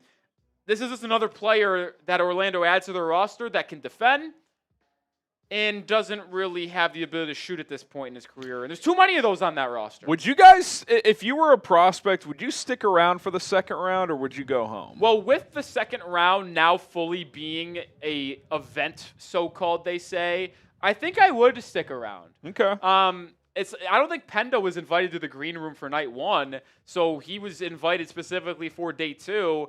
And you see a lot of prospects there for day 2. Johni Broome, I saw him there. Fleming was there. Penda. Yannick Conan-Niederhauser was there last night, but got drafted in the first round and sprinted from the stands down to the podium. How electric is that? Penda's a fascinating young player, though, and he lands in Orlando to join that bench unit. All right, so that selection has been made. Coop, do you have the next pick here? Is it Orlando or not Orlando, Charlotte here, perhaps, with 2 picks in a row at 33 and 34? All right, the Charlotte Hornets on the clock. They got to go with either Kalkbrenner or Reynow here. They traded Mark Williams yesterday. They do not have a center on the team. They traded Nick Richards at the trade deadline last year to the Phoenix Suns. Like, there is no center on that roster. Legitimately none. I like the picks they made in Liam McNeely and Con Kneppel yesterday because they desperately needed to add shooting. But, man, they desperately need a center now. So Kalkbrenner or Reynow has to be the pick if I'm Charlotte. With one of these two, and then I would like them to go Proctor. If they want Proctor Kalkbrenner or Proctor Reynow with these 2 picks, hello, that is quite the second-round haul for Charlotte. Be a good little combination there. Yeah, don't forget to take advantage of our raffle opportunity, a chance to win an NBA draft hat of your choice. The styles are cool this year, man. They really are. $5 gets you 1 entry. $10 gets you 3 raffle tickets. $20 gets you 6. A lot of entries already in there, so if you want to get in on that action, that is how you can do so. I also wouldn't hate here. I know I said Proctor, but could you imagine if they were to get one of my other guys, Adou Thiero, and a big man? They could use more wing defensive pieces as well. We know they are not the best defensive team in the NBA. Miller and LaMelo, their top 2 players, don't pride themselves on being able to stop their opposing players that they guard. So getting pieces around them that can defend could also make sense too. After the Charlotte Hornets pick twice, it'll be Philadelphia, Minnesota, and Detroit. So that's what you got coming up here. You do have to wonder if Charlotte would make a pick here and then trade the other one and try to get future assets as well. Not often do you see a team make 2 picks in a row, whether it's the NFL, NBA, whatever sport it is. If you have back-to-back picks, I feel like it rarely ever gets made because it's like, we'll trade one, we'll take the guy we like, and then trade the other. Yeah, that typically is what happens. So we'll see. We do have some rookie jerseys available. Chatsports.com/NBA jersey. If you want to click and shop today, we'll get that link in the live chat for you guys. Not all these numbers are determined yet. So once those get settled, Fanatics will then get these jerseys printed and made, and then they'll ship them out to you. So get in on the pre-order action right now at chatsports.com/NBA jersey. If you want to get Dylan Harper, Ace Bailey, VJ Edgecombe, Cooper Flagg. We already know Cooper Flagg's number 32. It's all available. Your favorite teams, your favorite players, chatsports.com/NBA jersey. Yeah, pick is not in yet. I wonder if they're trying to Charlotte trade here. They were rumored to trade earlier today, and they're using that clock, so maybe they're seeing if they can get an offer here. Yeah, we'll see. No, there's a lot of still good prospects on the board. If we wanted to flash the best available here, Coop, to kind of show what they could be looking at and maybe a team that wants to trade up. I mean, these four are really good players that will be able to contribute right away in my book. That we talk ad nauseum over the last 2 minutes about Charlotte needing a big man, so I could see them going with the 4-time Defensive Player of the Year in the Big East in Ryan Kalkbrenner. But if they wanted to add wing defense or perimeter scoring off the bench, Proctor and Cam Jones makes a lot of sense too. Yeah, then you got guys like Maxine Raynaud, who I know people in the chat were asking about earlier, Amari Williams, Javon Small, so kind of the next crop of players on Rolly's big board there. The pick is in, so Charlotte is going to pick here. We'll see who the selection is before they pick for a second straight time. Well, to be fair, though, LaMelo the Ball at the Celtics draft. pick said it was in, and then it got traded. Ah, so true. No guarantee that the Hornets will absolutely keep this pick. I never forget, by the way, in 2019 when our Miami Heat folks took Bobo in the second round, and I was like, holy shit, this is awesome. And then it came out a minute after the pick was announced that it's going to be traded to the Suns, and I was heartbroken. The full details, by the way, on that last trade is Orlando got 32 to select Pinda. The Celtics got 46, 57, a second-round pick in 2026, and a second-round pick in 2027. So Orlando moves down 14 spots to get 3 extra seconds. So yeah, 4 seconds. I mean, so I guess like 3 if you 3 count extra, to move yeah. up. But just 4-second overall pay is pretty crazy to really comprehend, though. Yep. Considering the fact, by the way, that the Suns gave up less to move up to grab the 31st pick. True. They gave up only 3 second-round picks. They must have really liked Penda. Yeah. The pick is in. It's going to be announced on TV. All right. They go Sion James. Interesting. So they go with a guard-forward hybrid from Duke, who was on my top 8 best available players heading into the night. He is just an excellent defender. So I do like this pick. Like, they went with the prototype of player that I mentioned they could go with Proctor or Adou Thiero. They just went in a different direction. 6'4.5" without shoes, 6'6.5" wingspan, 218 pounds. So he's built like a truck. 4 years at Tulane before transferring to Duke and playing there for 1 season. He joins his Duke teammate Con Kneppel in Charlotte. Great athlete, 39.5-inch vertical. I have him as my 36th overall player. He is an excellent defensive player. He just is. This is what he will excel in. He reminds me a lot of Aaron Nesmith, the way he moves, the way he's able to navigate opponent setting a screen on him. Nesmith does that extremely well. And he's an excellent catch-and-shoot player as well. Ready for this? 72% effective field goal percentage on the catch. That is in the 99th percentile.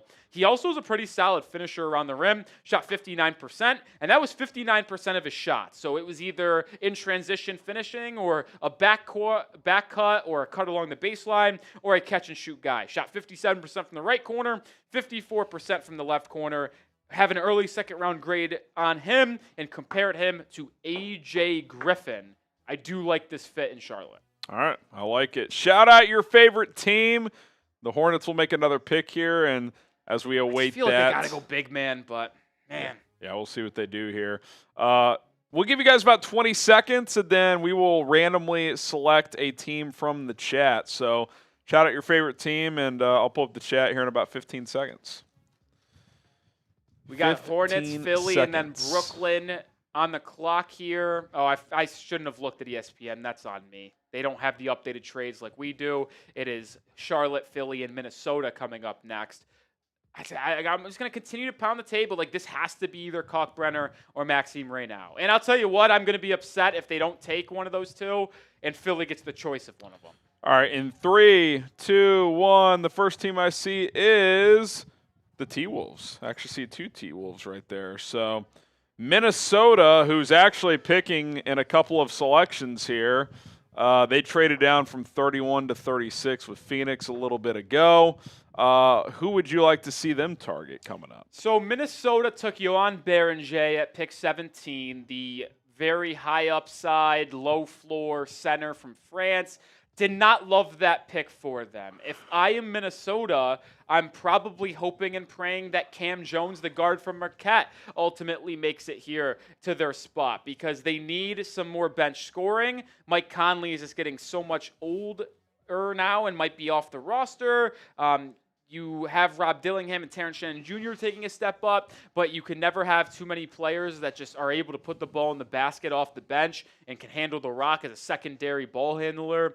I think Cam Jones, the best scoring guard left in this draft at this point, would be a great, great pick for them at 36 if he's still there. But they got to dodge Charlotte and Philly at 34 and 35. Not to mention they have a big weekend coming up. Player option for Julius Randle, Naz Reid. Nick Alexander-Walker, Naz Reid, impending free agents. So Nikhil Alexander-Walker's unrestricted, so he'll hit the market no matter what. Naz Reid has a player option at $15 million, but it's pretty much guaranteed he'll opt out and become an unrestricted free agent as his market is expected to exceed at least $20 million per season. Julius Randle's the 150-50. We really don't know what's going to happen there, but yeah, Naz Reid and Nikhil Alexander-Walker will be unrestricted. Out of those three players, they keep how many? I think they get it done with two. I think it would be the two forwards and Naz Reid and Julius Randle. I think Nikhil Alexander-Walker's gone. There's some team just he'll get the mid-level from a full team, mid-level. 13, 14 mil, somewhere around there, and I don't think Minnesota at this point in their cap can really afford to do that. All right, Charlotte still on the clock. We'll play this game one more time. Continue to shout out your favorite team, and I mean the clock just expired 0, and like this is a joke. just not ready to go. In about 15 seconds, we'll pick another team. So continue to light up the chat. Continue to light up the chat. Oh, what are we doing, ESPN? Preston Yoder says chat. All right, 5, 4, 3, 2, 1. Rolly, who do you see? First team I see is the Lakers. The Lakers report. You know what? We have 19 people What we'll watching. do here is I want to bring on producer Jeffrey Cooperstein, who did a video yesterday on the Chats Yes, or the indeed. Lakers channel about second-round targets. What are you seeing here, Coop? Look, we all know the Lakers need a big. He's not going to fall there. If Ryan Kalkbrenner falls to the Lakers, Bad news, he's the pick at 34. they are going to. Oh, Ryan Kalkbrenner is off the board at 34 to the Charlotte Hornets, but they do need a big. The kid from Australia, you mentioned him as a potential possibility. I don't know if Johni Broome would probably be a little bit of a reach for the Lakers there at 45, but I think they have to target a big man here. This feels like a pretty good draft for Charlotte. It's funny you say that. As you were saying that, I'm typing out Charlotte Hornets have had a great draft. Feels like a great draft. But, yeah, I mean, obviously, when you're talking about the Lakers, they have to get a threatening big to play with Luka. Yeah, that is a must, but they also need to find a center that can play both ways because Yeah. that's something Jackson Hayes failed to do, and it's the reason why he didn't play. I still in the wonder. postseason. I still wonder if they try to trade for like what's his name from Brooklyn, or Nick Claxton. maybe they can get. Is Capella a free agent? Or He is an unrestricted. could you get him on a cheaper deal? Yeah, Does he take less money to go there? I'd say this, though. Capella at this stage in his career is pretty cooked. Yeah, so, he's not like, very vertical anymore. Yeah, but it's not someone that I'm like foaming at the mouth at trying to get, but I would take him as a backup center on a cheap deal, I suppose. But let's talk about this pick that was just made by the Charlotte Hornets. We had over under 7.5. We're at 2 now because I do love the pick of Ryan Kalkbrenner for the Charlotte Hornets. I have mentioned this before on the broadcast. He is a 4-time Defensive Player of the Year in the Big East. You just simply do not find that. Averaged 2.7 blocks per game. Spent 5 years at Creighton. 7'1" without shoes. A 7'6" wingspan. 7.3% block percentage. Are you kidding me? Shot 78.5% at the rim. Best in the class, 98th percentile. And he displayed the ability to shoot from deep. Shot 34.4% from 3 on limited opportunities. You see his testing numbers. Shot 32 of 48 at the combine. So he does have that step-out ability. He is going to struggle if he gets pulled out to the perimeter against speedy guards in the pick and roll. But I do believe this is a player that can start day one for Charlotte, as they do not have a starting center at this point. Compared him to Walker Kessler, I like that comp a lot. Another reason why I like him, he doesn't foul. He doesn't. He does not bite for pump fakes. He lets his size play. He does not get into foul trouble. What's the stat? Did I write this in my notes? I hope I did. No, he just doesn't foul. Like, I wish I had the number. I don't think he fouled out once in his entire 5-year collegiate career. Jake Fisher did have the note that the Hornets originally intended to trade one of their 2 picks, but Charlotte is going to keep center Ryan Kalkbrenner. I mean, I love this pick. I do.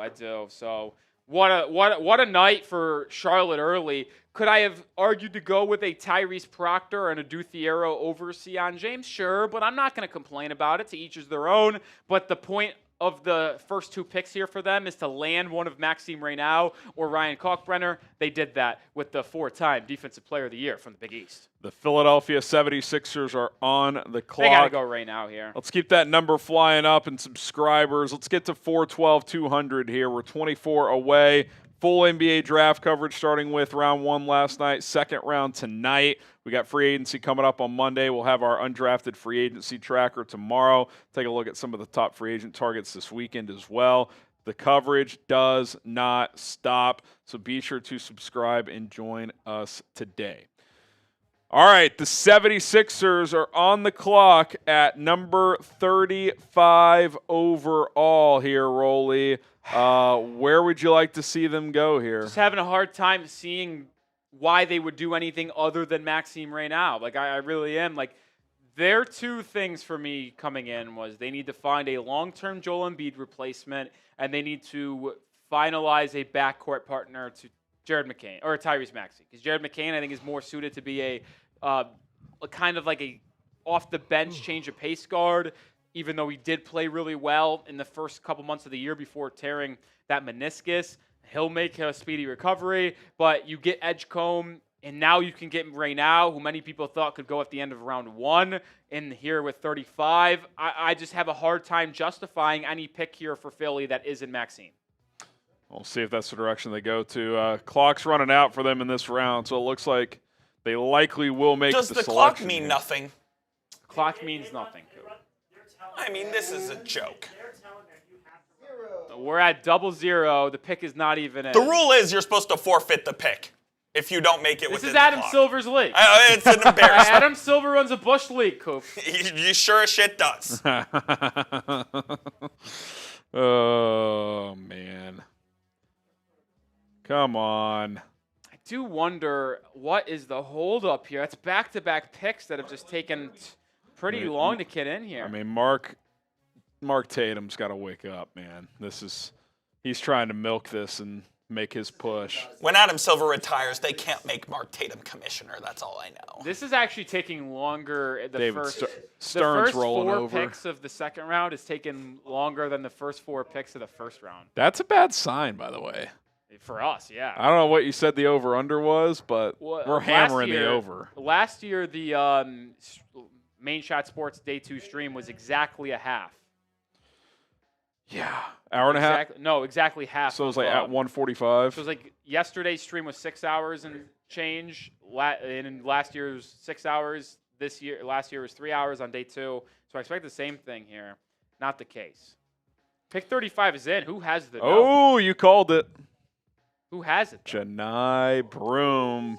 Michael Scotto. You called it, Rolly. Rolly Hoops. I am shocked that they chose him over Reynau, but I did say when someone asked where did Johni Broome go, I said he was a Philadelphia 76er. And when I told Jake Chipper, our 76ers fan, that Johni Broome is a Sixer, he told me on their live stream he would turn it off. So let's see, did they turn it off? Chippy, did you turn it off? Did you turn it off, Chippy? I'm pulling it up right now. Listen, I don't think it's a terrible pick. I do think it's a bad one with Reynau on the board. Like, Johni was the National Player of the Year runner-up to Cooper Flagg. He was the offensive engine for what Auburn did when they were the #1 team in college basketball all season long. I am just a little bit surprised they went with the high floor Johni Broome over the high ceiling type of guy like Maxime Reynal, who Reynal, by the way, is the most offensively gifted. Chase's reaction is, look at this. I gotta see Look. this.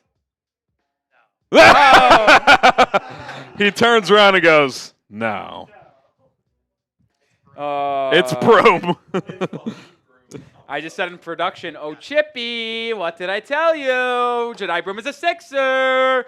Obviously, he got a lot of hate after his NBA Combine performance, where he flashed a wowing 28 max vertical and a standing vertical of 24.5 inch. Chip goes in the background. What are they doing? Listen, for the people that might be a little bit down on Broome, let me try to convince you that that shouldn't be the case. He had a ridiculous 26% defensive rebounding percentage, 14.1% offensive rebound percentage. So he is an elite rebounder. He also is a good block. Believe it or not, he times it up well. He's got a good length, a 9-foot standing reach, a 7-foot wingspan, 9.3 block percentage, and 7.5% over the final 2 years. He's got really soft touch around the rim. Now, the reason why people are down on Johni Broome is that he is a very bad athlete, and he is a very bad free throw shooter. Shot 58.7% from the line last season. Did shoot 27.8% from three, but the free throw numbers tell you maybe that is not sustainable. So I understand the reservations, but there are things to like with Johni Broome. What's a best case scenario here? Give me a comp. Mo Wagner. Okay. Mo Wagner. I mean, that's that'd my player comp. be a great pick at 35 if that's who he becomes. The former big man from Michigan who is a free agent this year after getting the team option revoked by the Orlando Magic. I think that's a fair comp, limited athletically, but will battle on the boards, a fiery competitor, and maybe can step out and knock down a tray ball at times. Shout out to the Nets. Not wasting any time here, folks. Pick is in. Pick is is in. in. We'll get that shortly. Grade the pick of Johni Broome to the 76ers at 35, A, B, C, D, or F. But the Brooklyn Nets will make their 6th selection. This is a B-plus pick. This is a Timberwolves. Oh, you're sorry. ESPN's cooked. It's a The B-plus pick. Timberwolves have made their pick. Coop's going B+. B+. I don't mind Broome. I just think it's funny they didn't like him. This is not ESPN being cooked. This is the NBA. Well, Yeah, whatever. whatever. Well, Adam Silver's ESPN, league. yeah, they're in Silver's pockets. I'm going B-. Oh, this is a trade. It's a trade. Oh, Lakey. Uh-oh, little Lakey action. Who's it for? It's got to be Maxime. Let's see. If this is a trade for we're hearing that the Lakers are trading up here with the T-Wolves. It's just got to be. It's got to be for Maxime Reynal. I don't see, is my tweet deck just incredibly slow? I don't see any of these things. Shams has that it is the Lakers, but it's not Lakers saying are who acquiring yet. pick 36. So the Lakers are on the clock. You'll probably know better. You can go. Let's wait and see who it is. We'll push it across, then you can go. Well, let's hear what the pick is. I'm guessing Maxime Reynal.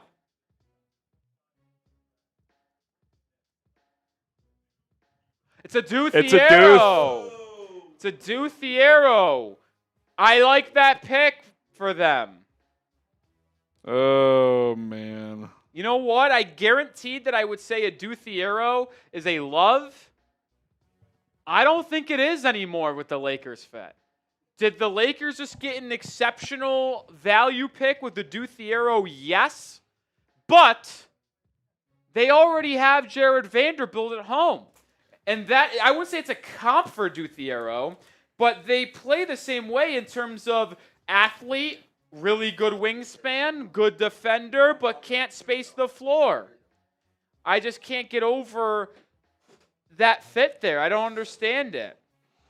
Thiero shot 25% from three, but he is an elite finisher, man. 97th percentile in dunks made, 91st percentile in shots at the rim made, 92nd percentile in non-paint twos made, 3.4 steal percentage, 2.9 block percentage, 1.62 points per possession on cuts in the half court, 93rd percentile. The guy just finishes around the rim at an elite level, but he is a horrific jump shooter. 28% career from beyond the arc, 40% effective field goal percentage on catch and shoot opportunities, which is in the 28th percentile. He is a straight line driver to the rim, but is not someone who can create for others. But he is, I think, the best athlete in the draft. I consider him the third long-lost brother of the Thompson twins. Do you think the shooting can improve? Yeah, I think it could. 68% free throw shooter, so it's not the worst in the world. I'm just a little surprised at the fit. I am. Lakers sent 45 in cash to Minnesota, so no other picks involved. Not an expensive pick to acquire. I'm a little shocked by that. That's interesting. 22nd player on your board. 22nd. I really like Thiero. I mean, he is just an athletic freak who can defend. He's really good. But I just don't like his fit in LA, and that's why I don't love the pick. I like the pick. Do you trade Vanderbilt now? Like, I don't think you're trading Jared Vanderbilt because you drafted Adou Thiero. Yeah. If you had him higher on your board, you get your guy. But, like, I just don't know what the reasoning is there. And I'll say this for my Miami Heat fans at home. If we're really trading Wiggins to the Lakers like it's rumored, I'm trying to get Thiero to Miami, man. I would try to. Do you think that rumor dies down? Does that have any weight? I don't think that has anything to do with it. No? Okay. Grade the pick. It looks like the Pistons pick is – we're heating up here, fellas. Michael Scotto all over it. Yes. Scotto is all over it. A, B, C, D, or F here. We're also one like away from another Bean Boozled for me. Yeah, that's Rolly. Thank God. Yeah, I'll take this one. Can we get to 500 and then we'll reveal the next pick? No, Alexandre, they traded the 45th pick and cash to get this pick. All right, we hit 500, so I'll go ahead and announce it here. All right, my Bean Boozled is it's Top Banana or Wet Dog. Oh, boy. I actually got this one yesterday. I got Wet Dog. It wasn't great. Wasn't a big fan of it. But either way, yep, down the hatch we go. Let's see. Then we'll announce the pick of Chaz Lanier. That's Banana. Okay. I got Wet Dog yesterday, so 2 for 3 today. 2 for 3. take those numbers. Take those numbers. What do you think of this pick? Really good shooter. I am a little puzzled. If the Pistons wanted to go with a pure three-point shooter, I would have probably preferred Kobe Brea. But Chaz Lanier, I would also say, is a little bit of a better defender. Older, 23 and a half age. And yes, Kobe Brea is a better three-point shooter. But Kobe Brea has a negative wingspan. Chaz Lanier has a +6 wingspan, 6'9", compared to a 6'3" height. Average 18 a game for the Tennessee Volunteers. Spent 4 years in North Florida before transferring to Tennessee. Solid athlete as well, 39-inch vertical, second best among shooting guards. Good free throw shooter, like just a ridiculous guy who's done it consistently. Had 15 games this year with at least 4 3-pointers made or more. I gotta be honest, watching his tape a little bit, I project him as someone who can handle the ball a little bit. Looked like a secondary ball handler to me. He knows how to leverage his three-point shooting into getting the defender to commit, and then pump fake, drive by, and then draw the defense and kick it out to a teammate for another open look. He doesn't get downhill often, oftentimes settle for jumpers rather than getting to the rim, which he's a jump shooter. He doesn't like to get to the rim. But this is an interesting pick here.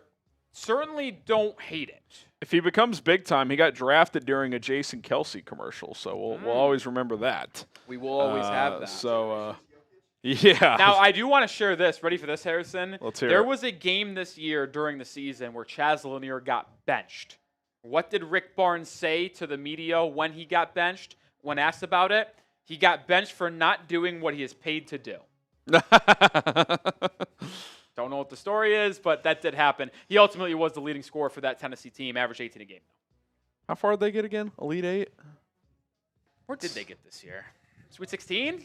They for sure made the second weekend, but all right, San Antonio, Indiana on the clock. ESPN still being weird with. Tell you what, what a pick this would be for the Pacers to have Maxime Reynal fall into their laps. They need a backup center regardless. Miles Turner's a free agent, so they could – it sounds like they're going to re-sign him, but they desperately need a big. Reynal is one of the most offensively gifted centers in this entire draft. We're not even just second round. The draft, I would say it's either him or Derek Queen in terms of offensive ability. You put that in that high-flying, up-temper Pacers offense, and that could be fireworks. This just simply has to be Maxime Reynal if I'm the Pacers. All right, we'll see if that's what ends up being the pick. You got Toronto and New Orleans at 39 and 40 as the second round is rolling along here, almost an hour in to round 2, and we've made 7 picks. So we're moving at a snail's pace here. As we always like to say, the NBA stinks. Yes, it's the same time as yesterday, which is never a great sign for things to come. The pick is in for the Indiana Pacers. This just, I would be absolutely puzzled if this is not Maxime. I'll be honest. I just don't know a world where they should be passing up him for another prospect. Here's our Super Chat menu. Every 100 likes, we're playing the Bean Boozled game. So if you want to see me and Rolly potentially suffer, you can do that. $5 gets you a raffle ticket for a chance to win an NBA draft hat. $10 gets you 3 entries, plus we'll talk about your favorite team. $20 gets you 6 entries, plus we'll take a shot. Then every $100 we get, we're either doing a beer bong or a shotgun. Can't hate this pick either for Indiana. They go with the guard from Marquette, Cam Jones, so they keep Jones in the state. No, that doesn't work. That's not true. Yeah, that's not true. All right, Harrison, take the wheel. I got in the region. I got to put myself keep him in the region. 1 minute timeout. Cam Jones, the guard out of Marquette. I know a player that Rolly really liked. Wisconsin, Indiana. You know, it's in the same ballpark there. As he ends up going to the Pacers. 30th player on Rolly's big board. Good score, athletic as well. Rolly, you can come out of timeout now since you are the analyst and finish up the scouting profile. I don't know. That was pretty brutal. But Cam Jones is a really good combo guard. And, you know, with Halliburton being out for the next year, Nembhard's going to have to take that lead ball-handling point guard role, but then who takes the role of Andrew Nembhard? Well, here comes Cam Jones, and I do understand this fit now. Spent all 4 years at Marquette, led every single guard in the NBA draft, not freshman, just every guard in points created per game, 36.8 a night.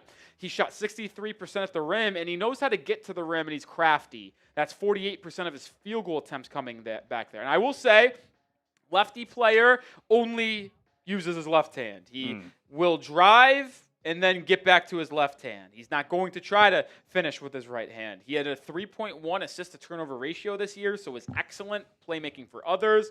Never really had a massive playmaking role due to Tyler Kolek being a Marquette Golden Eagle, but then had a 38.1% assist rate this year.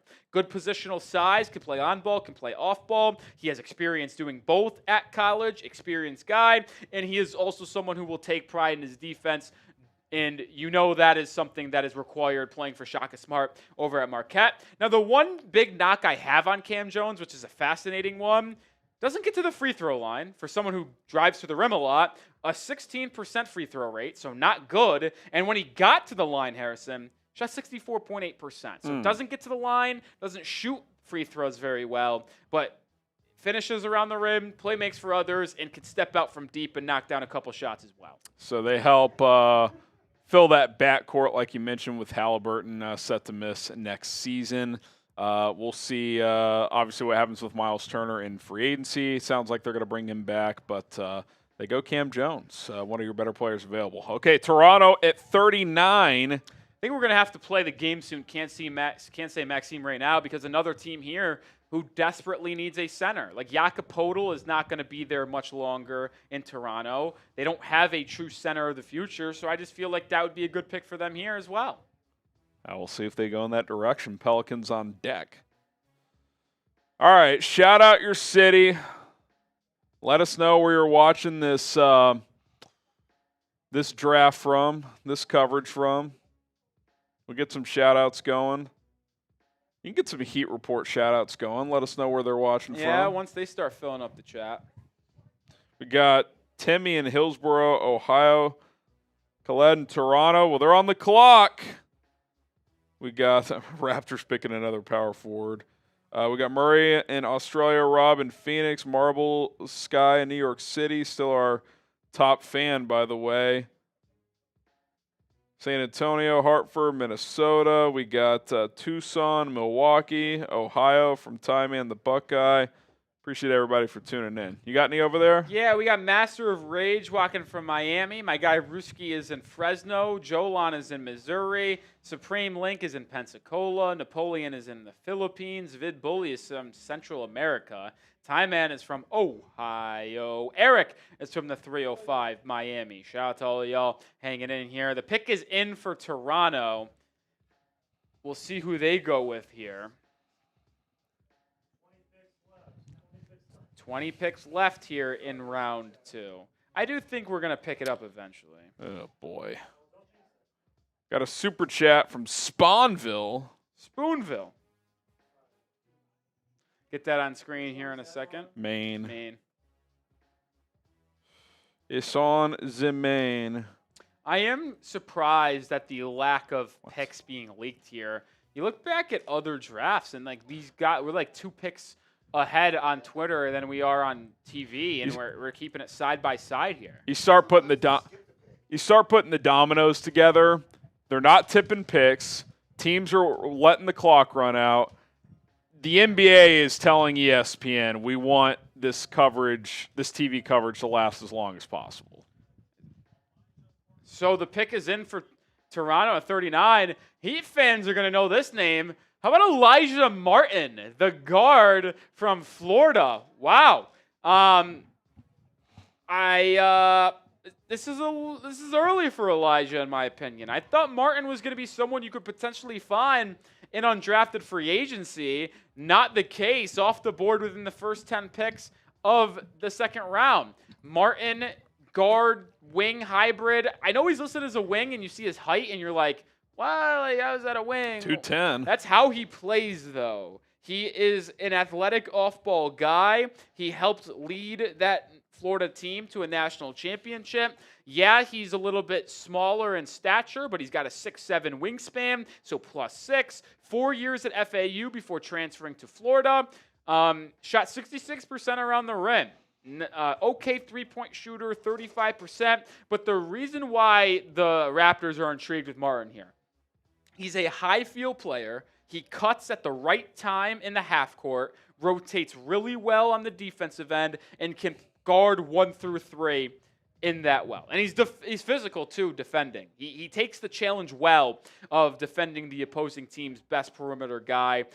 They oftentimes try to hide Walter Clayton by putting Elijah Martin and Will Richard on the opposing team's best guards.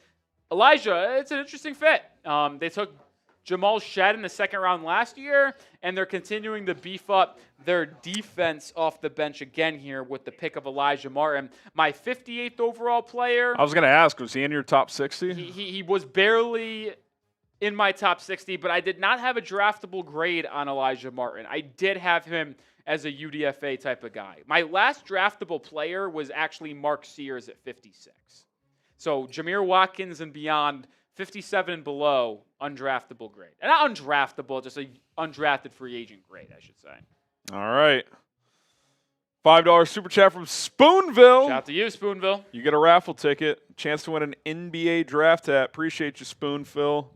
$5 gets you in the raffle. $10 gets you 3 raffle tickets. 20 gets you 6. At the end of the show, we'll do our raffle drawing, and someone will get an NBA draft hat of their choice. Can represent their favorite team. All right, the Wizards are on the clock. Or not the Wizards, the Pelicans. I got to stop looking at the garbage ESPN This is coming in that Jordan Poole trade, I believe. Last year, they took Yves Missi and Antonio Reeves. This year, they traded up to get Derek Queen at 13 and took Jeremiah Fears at 7. So they now have their long-term point guard and center of the future. At least, hopefully, they do in their eyes. Team need everything. So they could really go in so many different directions. I can't really pinpoint where they should go. Jack, can we get best available here and maybe I will come with a better conclusion. Like, these are my top 4.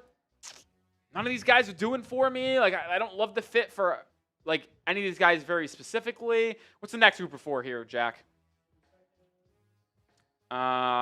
We got these 4. I think I'm just going BPA. Oh, they just took TCU legend. Yeah, so that's not the case. Another player that I thought might have been a UDFA guy, but I didn't think so. I did have a draftable grade on him. Micah Peavy is the pick for the Pelicans at 40. Yeah, Micah Peavy. Listen, Harrison, I know I'm Mr. Analyst today, but this is probably the one guy in this second round you know the most about. So, Harrison, why don't you tell us about the longtime TCU before he transferred to Georgetown, Micah Peavy? Yeah, 1 year at Texas Tech, 3 at TCU, 1 at Georgetown. I think what got him drafted here, Rolly, is he finally became a knockdown three-point shooter this year. On Shot 40%. Decent volume, 4 threes per game. 6'6", 6'7" guy with shoes. Good size. Decent ball handler, not great. Perhaps he got a little better this year in that regard at Georgetown. Didn't watch him as much this year, but he was always kind of a secondary playmaker at TCU. You see the assist there, 3.6. We can do a little bit of it.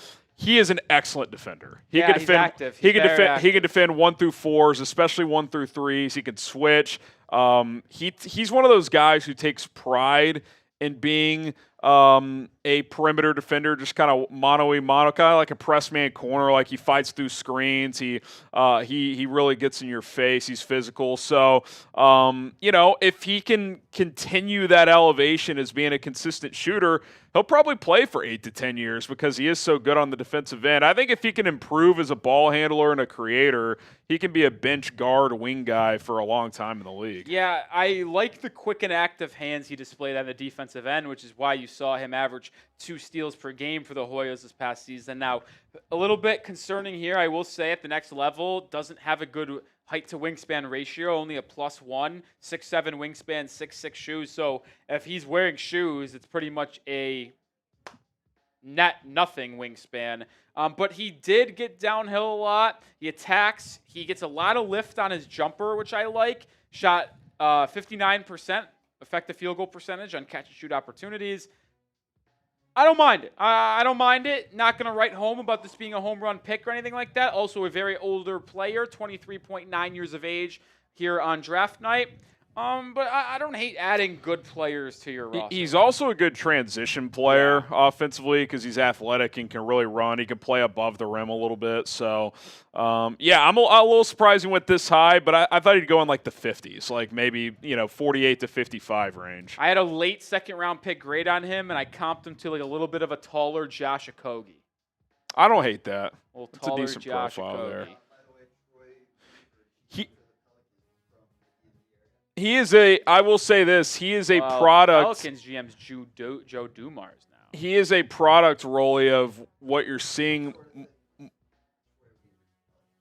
He is a product of what you're seeing more and more in the modern college basketball era with NIL. Sticks around, transfers to a school that throws him a little money, and puts it all together. So if he tried to go pro last year, he's definitely not getting drafted. So good for him. Yeah, I mean, he really jumped up, and you mentioned that improved three-point shooting. Like, that's the big difference last year, before he shot 40% on 4.1 attempts, he shot 31%. He was a low 30s guy before going to Georgetown, so he took a big jump there.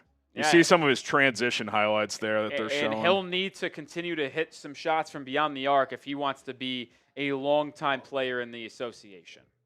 Did you already film Coop? Oh, that was quick. Attaboy, Coopy Lakes. Coop. Micah Peavy going. There he is. There he is.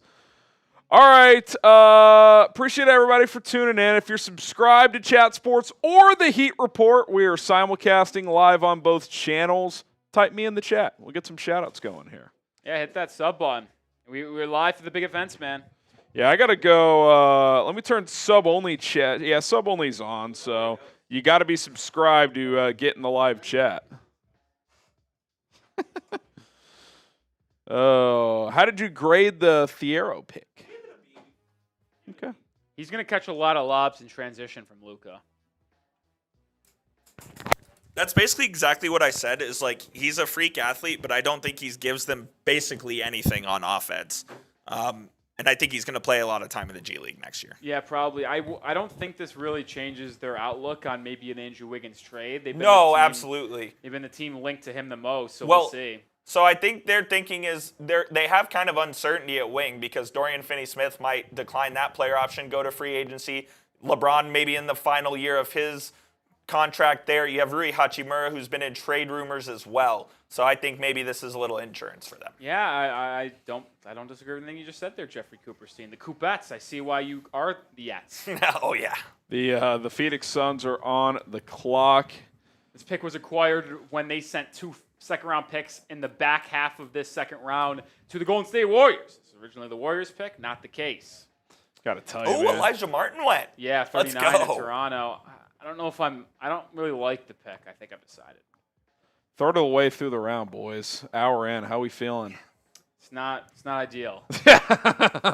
Not what we were. Last year, the second round took like. Tell you what, they get out of Newport, and all of a sudden they're renting out Barclays, and they're getting every last second out of that building. I'll tell you that. It's kind of brutal. I can't lie. It's also not great that I'm exhausted. I don't know why. I guess I need a little energy boost. I don't know why. I need someone to boost my energy.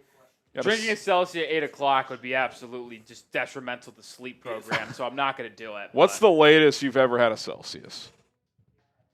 Probably around 6:30. Okay. Which I guess it's only about 2-hour difference at this point, but that's a big 2 hours right there. It's a normal wake up tomorrow, so you know. I've only had about just a turnaround. I've only had about 100 milligrams of caffeine today, so I'm kind of fiending right now. What's your typical? Usually a lot more than that. How much more? I usually have about 2 Celsius a day. That's bad. You didn't go down to the bodega? No, he's not getting my 432. The Sun's on the clock. He has here. and he will. Can we see the best available, Coop? They're saying the pick is in. That would be Never lovely. mind. Well, you could still flash it. I haven't seen it yet. Oh! I've seen it now. Seen it now. Seen it now. Is this your third love of the day, perhaps? That was a big reaction from you. No. You know what? I think we're going on way under, folks. Kobe Bryant, the guard-wing hybrid from Kentucky, a sharpshooter, heads to the Phoenix Suns here at pick number 41. He is either the first, the second, or third best shooter in this draft class. It's either him, Trey Johnson, or Con Kneppel. Let me rattle off some stats. 4 years at Dayton before transferring to Kentucky. True shooting percentage, 63.6, 92nd percentile. Effective field goal percentage, 61.8, 91st percentile. 97th percentile in dribble jumpers, 93rd percentile in catch and shoot, 96th percentile in spot up, 88th percentile in handoffs. Is there anything else I need to say to clarify? He is an elite shooter. Now, a couple knocks on him. He is 6'5 3/4 with a 6'5" quarter wingspan. He has a legit negative wingspan. That's not great. So he's the next Desmond Bane. He will be targeted a lot on the defensive end of the floor. He's already not a good defender, so when he starts to play NBA-level talent, it's probably going to get even more ugly. I comped him, Coop, to Luke Kennard. And he doesn't even look to get to the Good rim. Luke Kennard or Well, Kennard's always good. Is he still cooking? I mean, he's still shooting 43% from three. He doesn't miss. Yeah. Is he still with the Clips? He's an unrestricted free agent. Is he on that list? Finney Smith might be soon. Kennard on the top 25. I think I have Kennard at 23 or 24, yeah. Dodo on there? Dodo's at like 19 or 18, yeah. Okay. Yeah, but Kobe Bryant is going to have one role in the NBA, and that's to light up the rim. If he doesn't hit his shots from beyond the arc, he is going to have a very short career. He'll have a very short stint in the NBA, whether it is coming off the bench and playing 6 minutes, and he goes 0 for 2 from 3. All right, not Kobe's night. Get him out of there. Have fun in China. Yeah, like he just has to hit a 3. He just has to hit the 3. But I mean, a player of his caliber who shot damn near 49.5% from 3 on 7 attempts in the 8-10 playing for Dayton, I think this guy is going to be able to continue to shoot the rock in the NBA. How do you feel about an Aaron Nesmith comp? You said that about. He doesn't defend, yeah. Neesmith is a really good defender. Who'd you say that about earlier? You comped Tyrese Proctor. No. There was a pick earlier where you mentioned Neesmith. Well, yeah, because of his defensive ability and being able to avoid screens. Who are we talking about? about? James. That's right. But he is. I would not comp any your of them actual to Aaron your Neesmith. actual comp was Tyrese Proctor. No. For Sion, your actual comp was I forgot who you said. Let me look at. You definitely said someone. Well, I have his comp for everyone. I just don't remember off the top. My comp was AJ Griffin. That's what it was. That is it. Kobe Bryant heads to the Suns. I'll tell you what, though. It's funny. He's going to wear a Warriors hat as he's in Brooklyn. That would have been an unbelievable fit for Kobe Bryant. The Warriors, yeah. I wonder if they're regretting, like, oh, man, I wish we stayed at 41 and made the pick. Who knows if they would have went with Kobe Bryant. I'll say this, though. Maxime right now continues to fall. I can't let him go to the Celtics. Many will be unbearable if they get Maxime right now. He already is as it is. But it would be even more unbearable. Wizards, save me, please. You need a center. Save me. Kings on the clock here at 42. Whoa, what happened to Javon Small's head? Javon is gone. Where are you, Javon? Just because it's small doesn't mean it should be invisible.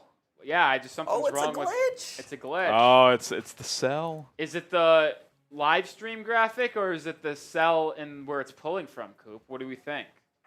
I think it's the cell. Oh, Sammy Graff. Sammy Graff. Sammy. Cover 2. Kings are on the clock. The pick is in. Sacramento traded up in the first round and grabbed Nick Clifford, a pick I really, really like. They took Devin Carter last season. Their team need is picking a direction. Are they trying to continue to build around Zach LaVine and DeMar DeRozan? Are we trying to go youth movement, trade Malik Monk? Are we keeping Sabonis? There's just a lot going on in Sacramento that I just don't know. So we'll see here. The pick is in, and I have been saved. We don't have to worry about Maxime right now going to the Boston Celtics because he is off the board to 42. The Sacramento Kings take the big man from Stanford, the 7-footer. I will argue, folks, that he is the most offensively talented center in this draft. He averaged 20 a night for the Cardinals in the ACC, would have been the ACC Player of the Year if Cooper Flagg did not exist, shot 34.7% from beyond the arc. Pretty good rebounder as well, folks. 9.4 offensive rebound percentage, 28% defensive rebounding. And I tell you what, he can shoot the three, man. Shot 35% over the past couple of seasons, has a really high release point. A lot of people, including myself, give him a little comp to Brook Lopez. He is a very bad defender. He is a little bit frail as well, so he'll need to improve his play strength and his movements on the defensive end of the floor. But the offensive talent is there without a question. I don't know if I like the fit, because they already have one big man that doesn't defend in Domantas Sabonis. But I guess you could run your offense pretty much the same when Sabonis takes a seat with right now doing a lot of nice things. Who knows? Is Sabonis there long term? They tend to trade guys. So, exactly. So you never know. They could. Maybe they'll pivot off of him. But, yeah, the wait is over. A guy that could have snuck into round one. He goes in the kind of middle part of the second round. So certainly interesting on that front. But is it Boston here, or do we have one more than Boston? No, Boston's not up for a little bit. Oh, okay. They were like 4 picks away, but I just kept on getting nervous because I just did not want to see that happen. I'm going to say thank you, Sacramento Kings, for keeping Maxime right now away from the Celtics. Hit that like button. Every 100 likes, we're playing the Bean Boozled game. So hit the like button. We're at 554. I know we got 46 more likes in us. I know we got 46 more likes in us. We're back. There we go. We figured out the issue. Who's And back of the how about week? we got Kobe Sanders rolling in the building here? There's only one player still on the board that I have graded as a first-round player. It's Tyrese Proctor. I had a fringe first-round, second-round grade on him. What do you think the holdback is for him with teams? Mental makeup. I mean, he had a couple bad mistakes down the stretch in big games. He is soft, quote-unquote, from Jeffrey Cooperstein. He's the Coopette for a reason. But I like Tyrese. But the talent is there. The size is there. We'll see what team ultimately makes You the pick think on. he's more of a combo as a true point guard, right? Correct. I do not view him as a point guard. Even though he came from Australia to Duke as a 5-star recruit, as a point guard, didn't really work out for him. And then in his final year, John Shire was like, hey, Tyrese, we're going to move you to an off-ball role and let some other players take the ball handling responsibility. And it worked out for him. Had the best season of his collegiate career. Shot 40% from 3. So I'll tell you what, I wouldn't hate this pick if I was Washington. Well, can we get a quick big? Do we have to only big board coat? Because they haven't taken a big man. They've taken Trey Johnson, Will Riley. I think they're best suited if they move Alex Sarr to the 4.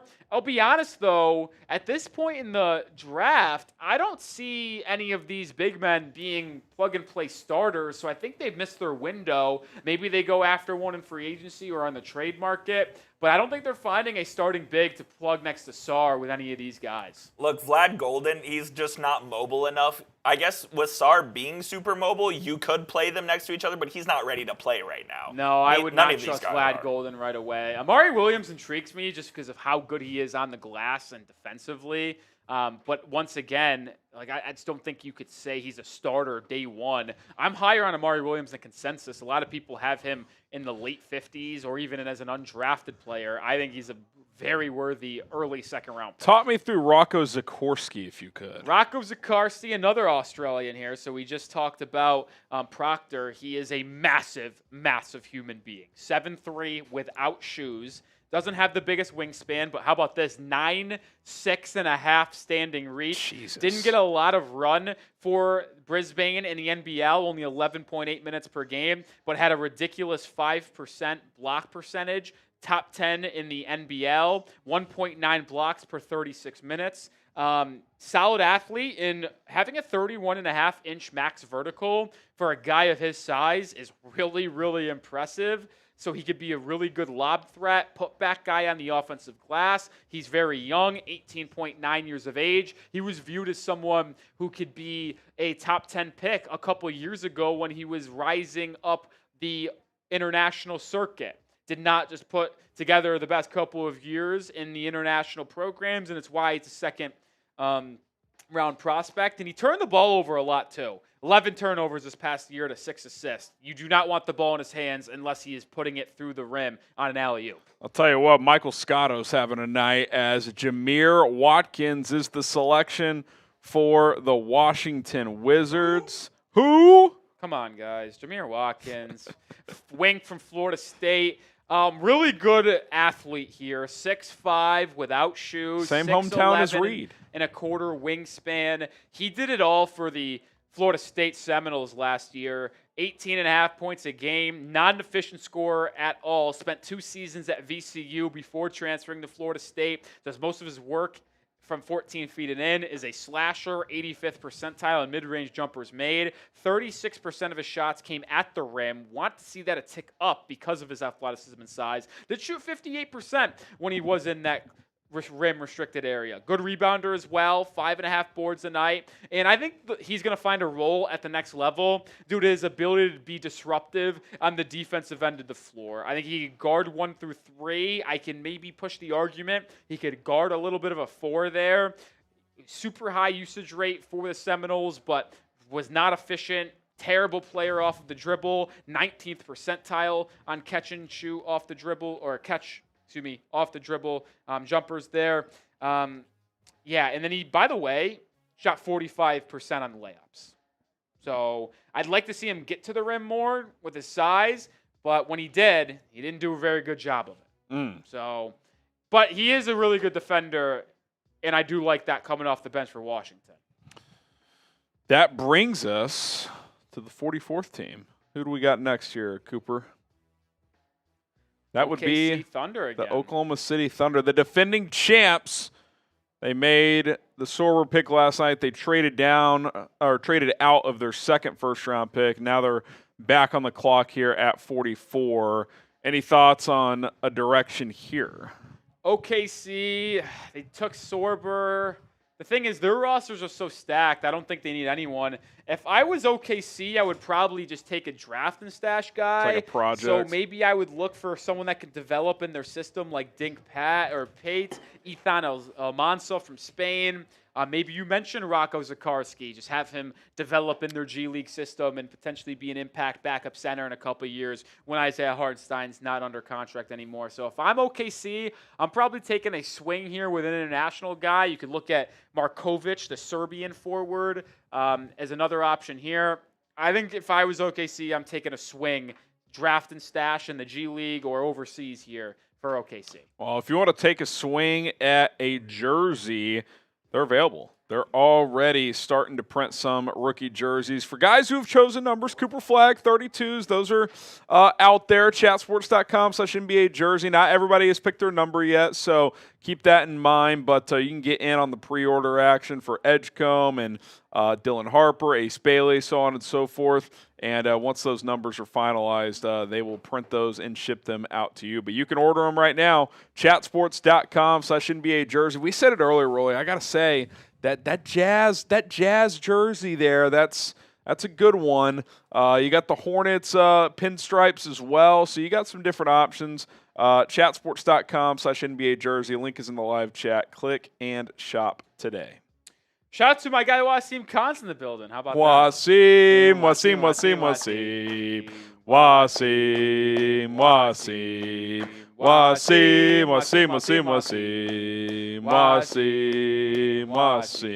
Shout out to Wasim Khan. He's over in the Heat Report, as he always is a supporter of the Rolly Harrison program, so we always appreciate that.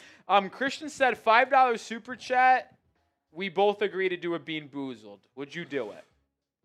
Yeah, why not? Yes. If we get 12 more likes, we'll get that done as well, because we would owe you one for that anyway. So okay, Christian, $5 super chat. You get a raffle ticket too. You get a raffle ticket for a hat, and then we will also do a Bean Boozled for each of us. Why not? Christian, that is on the table, my friend. That is on the table. We'll see if you get that. By the way, Coop, why wouldn't I want to gag Coop, again? I don't think we ever got a $5 super chat on the Heat. The most recent 5, I think that was sent in, I don't think ever got put on the show. Maybe I'm lying. I think I might be lying. I don't have that stream pulled up. Yeah. So who was it? I don't remember. It's gone now. We'll find out. Wow. Kind of a stunner here for OKC. In a good or bad way? In a way that I don't have draft notes on him because I didn't have top 60. Well, you said take a swing.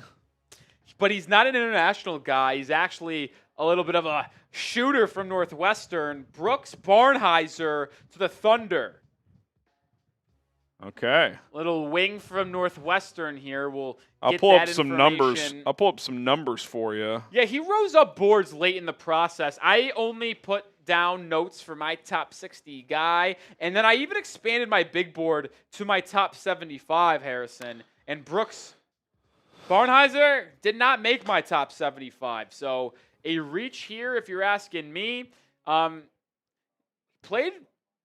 4-year player, 6'6", 215, 17 points, almost 9 rebounds, 4 assists, 27% from 3. I do not love that. I thought the year before he was 35% on 4 attempts per game. So maybe he just had a bad year. I don't know, but no. So I think I might have just lied.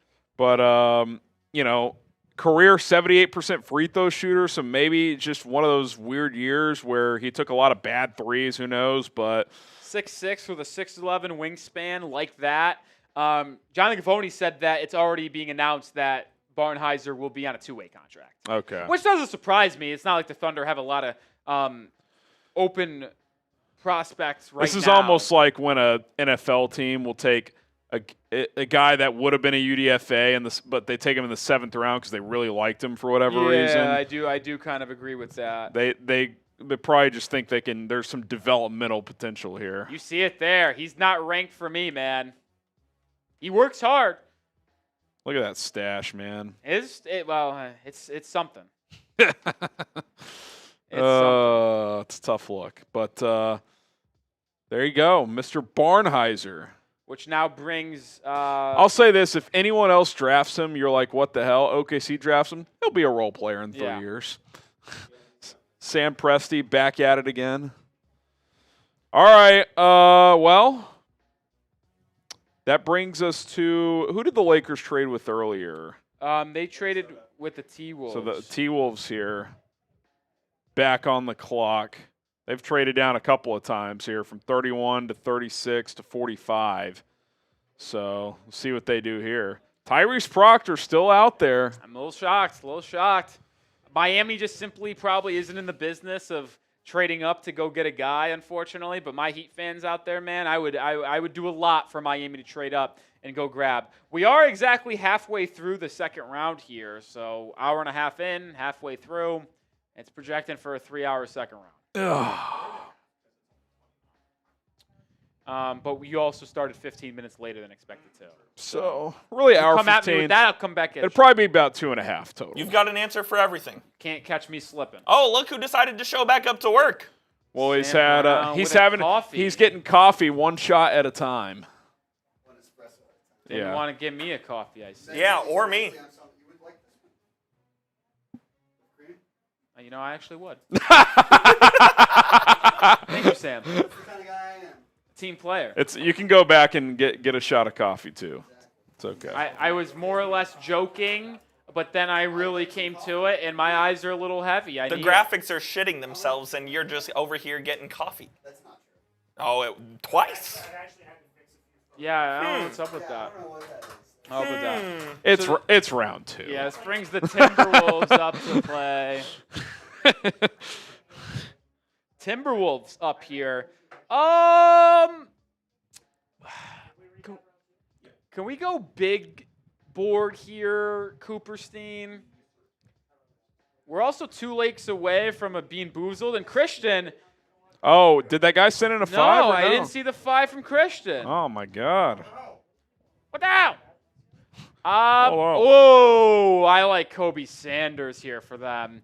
I would actually take him over Tyrese Proctor, the lengthy guard from Nevada. I mentioned that they need a big man, Sanders, or a point guard of the future potentially. I'm not going to say Sanders would be that, but Kobe Sanders is 6'7" without shoes, a pure distributor, a 2.4 assist to turnover ratio, 13% turnover rate, so he doesn't turn it over, gets to the free throw line, 45% rate there, shot 51% in the pick and roll, 91st percentile, really good ball handler in that play style. I think Kobe Sanders would be a good pick here for Minnesota. All right, we'll see if that ends up being the case. Is there a guy available that you're like, okay, this guy could help replace Nick Alexander-Walker? Like, who is that player? Well, then if you're looking for that guy, then we are taking Proctor here. Wow. That would be the pick if you're trying to replace That's probably the direction I'd go. Because NAW, what does he do? He plays off-ball, secondary ball handler, defensive guy, and They're taking shooter. my new best friend, Rocco Zakarsky. The Australian behemoth of a man, Rocco Zakarsky. They got some size. That's 2 picks by the Timberwolves where they take high upside, low floor, like project centers, Johan Berenger and Rocco Zakarsky. If one hits, you're good to go. Listen, I gave a pretty nice breakdown of Zakarsky earlier. This is your guy, Harrison, so how do you feel about it? Listen, he's got a little Laurie Marketing look to him in that beautiful photo we've got of him.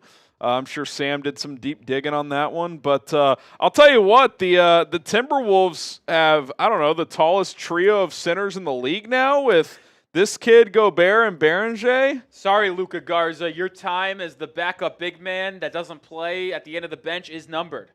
Time to learn Chinese for Mr. Garza. He might be playing in the NBL next year. Him and Zakarsky just might swap teams. He would low-key eat overseas. I mean, he's a talented big. Yeah, he can play ball.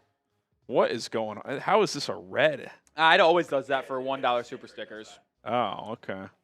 All right. Why are you angry, Spoonville? I don't know. Maybe he wanted his Maybe you want Zakarsky to fall. We got 600 likes, so it is you, by the way, on this.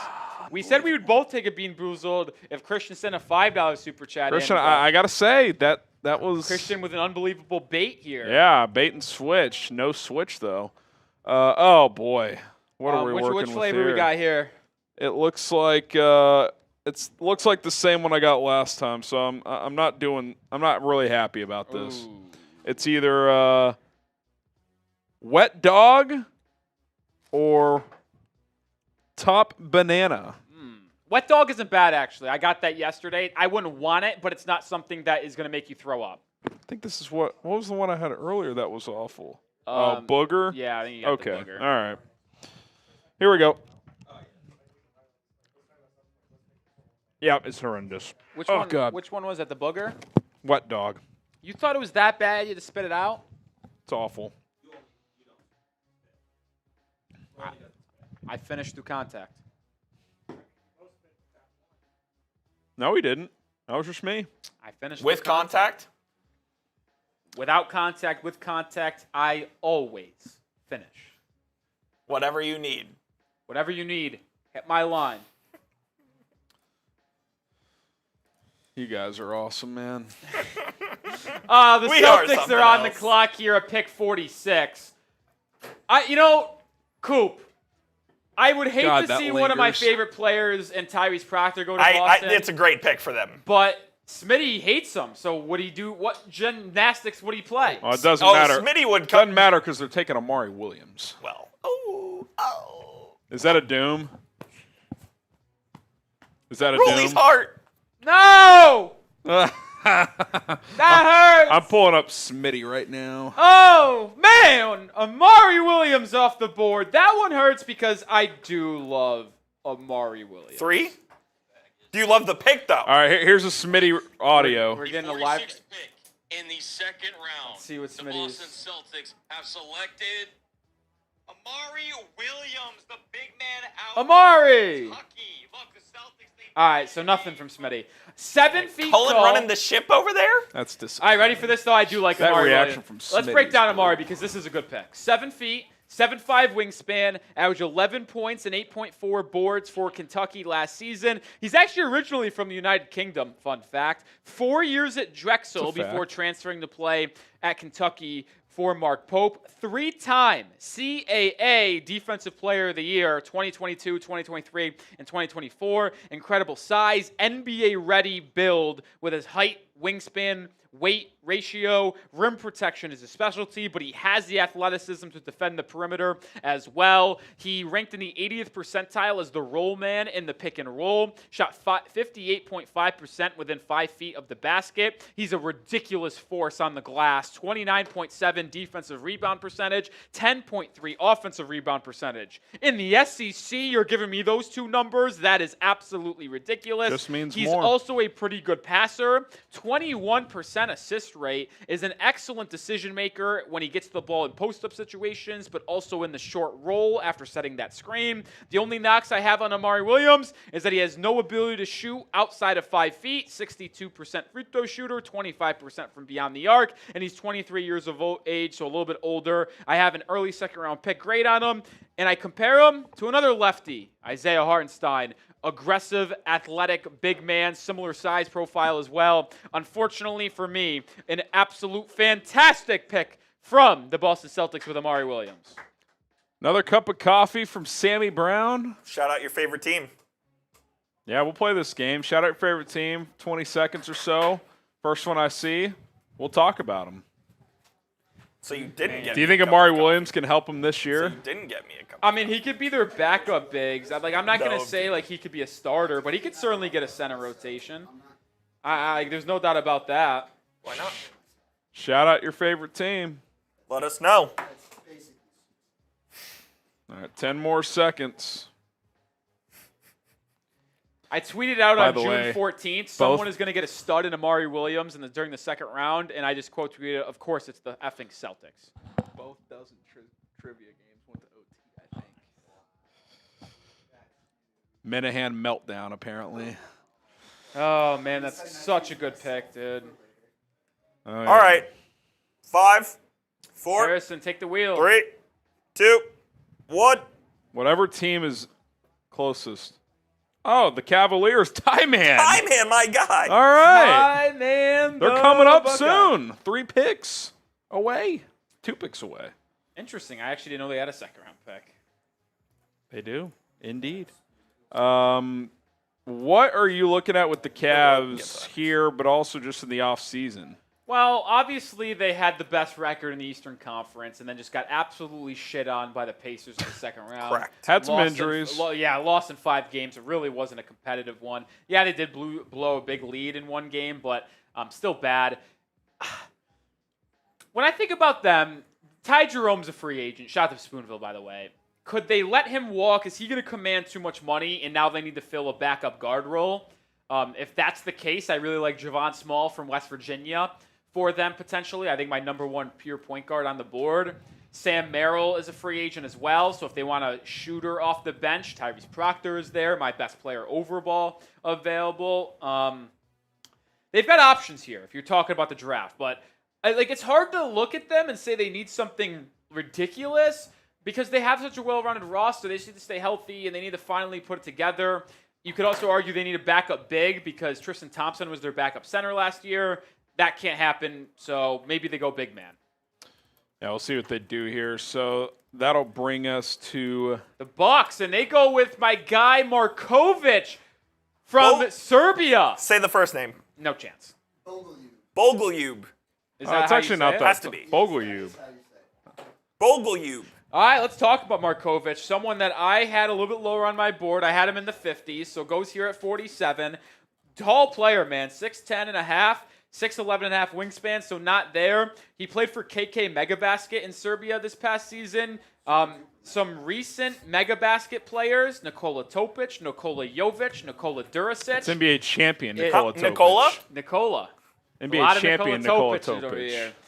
He's got the size of a center, but he's likely a stretch 4 in the NBA. He could even run a little ball handle in action. He could play make a little bit, 2.6 assists per game. I could see him running a big pick and roll as the handler. Shot 38.1% from 3 over the final 2 seasons. 85th percentile in spot-up situations. Leverages his shot ability from beyond the arc to drive to the rim very well. He's kind of clunky, though, the way he moves on the court. I don't like the way. He's not fluid whatsoever. He's a weird athlete to me. Very narrow frame, shoulder down. So he looks like he looks like Pokashevsky. Fun fact.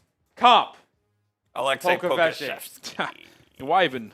Why even watch clips on these guys when the big cam tells the story? 20 years of age. He looks exactly like a former Serbian that didn't pan out in the mid-first round, picked by the OKC Thunder. Does he get a ring? That was a joke, by the way. Rolly's putting in a lot of work for this analysis, but he literally just looks built like the guy. I mean, yeah, like it really is. It's not lazy because it's unfortunate that they do have lean some and of clunky. similar kind of knocks on him. That's why he's a second-round pick. A lot of people were high on him. I'm not. Some people thought he could have been a late first-round pick. I did not, though. I had him as my 52nd overall player. The picks keep rolling in. Javon Small. To the Cavs? I called that. No, to the Grizzlies. Oh, 1 pick short. The Memphis Grizzlies. 1 pick short, and now we're 11 picks away from this draft being concluded. Tell you what, someone made the call. We've caught some momentum here. So the Grizzlies with the 48th pick go with Javon Small, the point guard from West Virginia. We talked a little bit about him earlier. Oh, rocking the green suit. That's a good look. But this is a player I like. Spent 2 years at East Carolina, 1 year at Oak State before transferring to West Virginia. 40.5-inch max vertical. He moves off the ball well despite having a really high usage rate. For the Mountaineers, had a 28% usage rate. Also had a 25% assist rate. 2-to-1 assist-to-turnover ratio. Is also someone who I think will project as a really good point-of-attack defender. 1.5 steals per game, 2.6% steal rate. This is a player that will come off the bench and contribute right away for Memphis. They started Scottie Pippen Jr. late down the year for Ja, alongside Ja, with a lot of injuries. You wonder if they continue that build. But Javon Small could really be someone we look back at 3 years from now. Like, how did he go that late with watching him in college? Because he just looks like a guy that will contribute in the NBA. Yeah, I like this pick. for sure for Memphis as they're able to get small here. And there he goes. The slide ends. The Cavs get Tyrese Proctor. On a multi-year deal, this will be a standard contract for Proctor in Cleveland. You know what that tells me? Did his agent say, I want to go there? There might have been a little bit of nonsense going on. When you hear that it's a confirmed Nefarious. multi-year deal this late in the second round, that usually means they might have been scaring off other teams, saying, yeah, we don't want to go here. We want to go to Cleveland. And Proctor's the pick, a player that I had as my 27th overall player, a guy that I had a first-round grade on. I compared him to Aaron Nesmith, the way he could play. And you know what this tells me? This tells me that the Cavaliers are expecting to lose Sam Merrill and or Ty Jerome in NBA free agency, and they view Proctor as someone who could come off the bench and be a shooter for them. Was a 5-star recruit out of Australia before going to Duke, 6'4" and a quarter without shoes, 6'7" wingspan, good vertical, 36.5-inch vertical. Didn't shoot well this past year, 49.3% on layups. I'm talking in the restricted area there. And he's not the best free throw shooter, 68%, but knockdown shooter with a sharp release, 52.9% on pull-up twos, 37.2% on catch and shoot threes, and 40.5% on off the dribble threes. So he's really good at pump faking, one dribble relocate, and knocking down that shot. He can also play make in the half court, not as a handler, but just keeping the ball moving in a half court set. This is a player that will come in off the bench and I think make an immediate impact, replacing either Sam Merrill or Ty Jerome on that Cavaliers bench. All right, now that we are at pick 50, the New York Knicks are on the clock. Once Coop changes it. We're at under 10 picks to go, folks. Every super chat 10. gets you double the entries. So, yeah, $5 Super Chat now gets you 2 entries. $10 Super Chat and now gets you 6 entries. $20 Super Chat now gets you 12 entries to win an NBA draft hat of your choice. So, fire away. Yeah, limited opportunities here right now, man. Here we go. Here we go.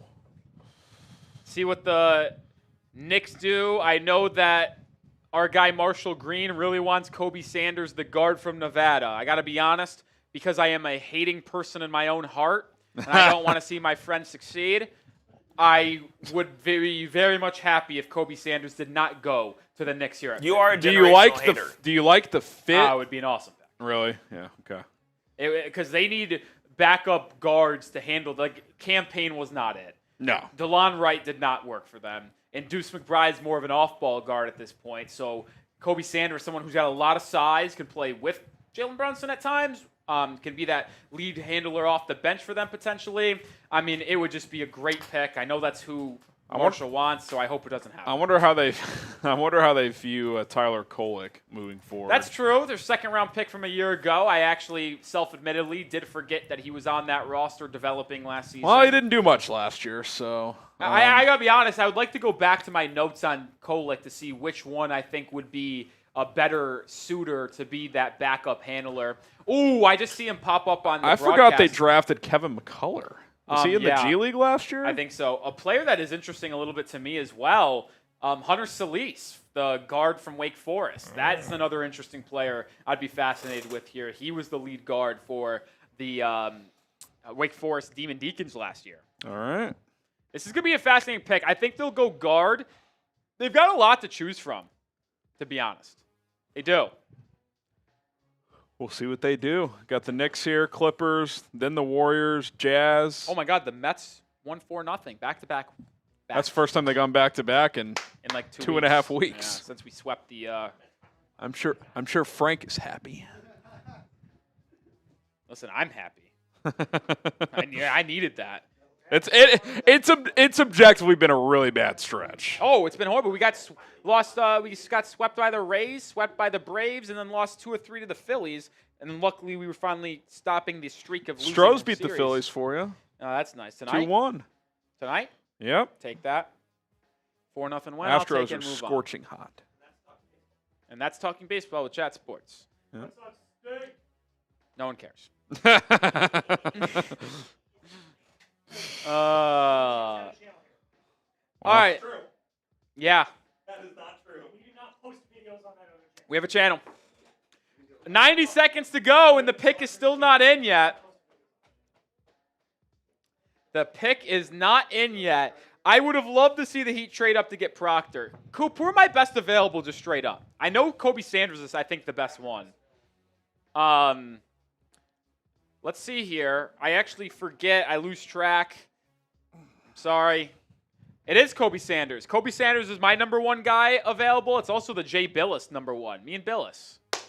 Nice to you, Billis man. knows ball. RJ Lewis would be a fun pick. I could see them going Vlad Golden, to be honest. I actually could. Mitchell Robinson's got future question marks there. They don't really have a third big. Precious Achua was a disaster for them this past season. We know Mitchell Robinson gets hurt a lot. Ooh, I like Tanjay, by the way. Oh, my God. Spike Lee really is in the draft. This guy's ridiculous, dude. This guy is absolutely He's everywhere. ridiculous. He has a problem. What? Rough for his team? Overly. I also wouldn't hate if they went with a Tanji, like you mentioned here, Harrison, because they could use a 3-and-D wing off the bench. He's a bucket. Could. He's a bucket.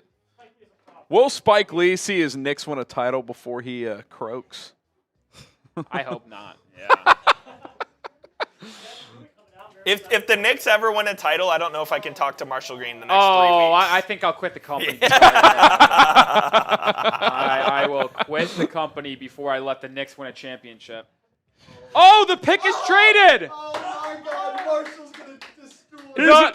He's in shambles, The baby. pick is traded. The Los Angeles And they took Clippers. Kobe I know, that's why the Sanders. Clippers move up one spot from 51 to 50. I'm pulling up to Knicks take now, Kobe right now. Sanders, the guard from Nevada. I love it. Do y'all want a live audio reaction? I would here? love a live audio reaction to him All finding right. this out. Oh, Nelly. Let's hear what Marshall has I'll to say. get it lined up to where I'm sure he's already done But it. as I just talked about with Sanders, 6'7" without shoes, 6'8" and a quarter wingspan, 16 points per game. He's a great positional size. Here it is. He doesn't know yet. Oh, Lordy. You Oh, know he doesn't know yet? All right, we're doing a live look-in on Marsh. Pick 50 of the 2025 NBA Draft. Will Leon Rose do what is best? Oh my God! And here we go. Is he gonna go there before here? Oh my God! Oh, my God, he's hope going to he think sees it's it on Kobe the team. Sanders, and he's not going to know about the trade. They traded the pick. Oh! They traded the pick. Oh, hold on. And it is Kobe Sanders. Oh, that's a doom. That's a doom. What'd he say? He said, oh, that's a doom. Well, they're on the clock now at 51. To trade him. That's insane. I love it. Kobe Sanders! I wish he would have just seen the telecast. I That would have been know. unbelievable. Because he would have went nuts. And then That's it where would've been a Alper's got to disaster. know. Alper's Now, got. you do have to inform him. Alper's got to know how to make that play. Yeah, but he's got to know that it's not the pick for the broadcast. Either way, Kobe Sanders spent 4 years at Cal Poly before going to Nevada. Mentioned it, great positional size. He is a true point guard at that size. 6'8" and a quarter wingspan, runs the pick and roll at a really efficient level, ranked in the 91st percentile as a pick and roll ball handler, and shot 51% in that play type. He does not turn the ball over. 13% turnover rate and a 2.4 assist to turnover ratio. One thing I love, he's a mid-range god. 98th percentile in non-paint twos made, and he gets to the free throw line at 45.5% of the time. He is not a consistent three-point shooter at this time, and that is the one knock on him. I compared him to Sean Livingston. The way he's able to get to the mid-range, his size profile, it's a lengthy guard that can handle it and get to his spot from 15 feet and in. What are y'all chuckling about? Oh. This, my friends, is a pick I love. Marshall tweeted the Knicks drafted my guy and traded him. I'm in shambles. I couldn't be happier. How many loves are we at? 3. 3? Just Kalkbrenner, Rasheer Fleming, and this one. Proctor. Proctor was auto. I didn't say I loved it on the broadcast. You did not. This could is roll true. back the type. But you did say it was auto. Change my mind. We call that a So half. the under's going to get hammered. Oh, without a question. We're only at 3.5. I doubt we're gonna get 6. How do you did you say you love this one? Yes, that's the Because well, half of that's just that the Knicks traded him, right? Well, I do love the fit in LA. That for almost Kobe should be a Sanders double love. Because listen, the Clippers did not like playing Chris Dunn down the stretch of the season in late games. and they needed a true guard to back James Harden up there. You tell me Kobe Sanders get to learn here? What a fun time. And by the way, in that trade, the Clippers are trading pick 51 and the draft rights to Luka Mitrovic in order to get to 50. Tough. Don't know either. What position is The Knicks got Luka. There you go.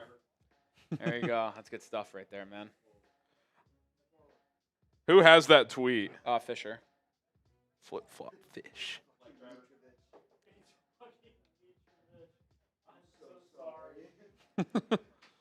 Unbelievable.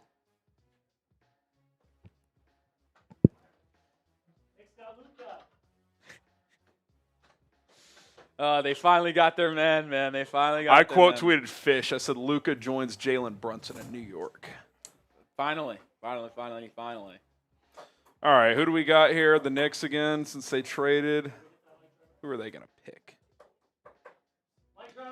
Hit that like button. Coop and Jack are telling me to.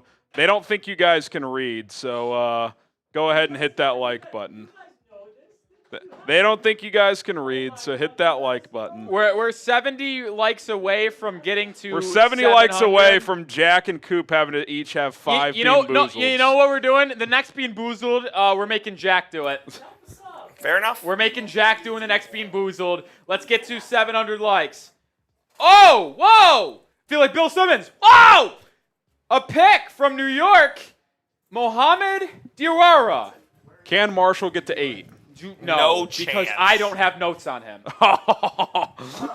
There is a scouting report on him, I believe. Oh, I know man. who he is, but I do not have notes on him. Those draft rights, by the way, were from 2015. Oh my! What is he? 29 now? Yeah. I think that whole video is just going to be them not taking what's his name. The first player to be drafted that is not on Nick Rohloff. That's not true.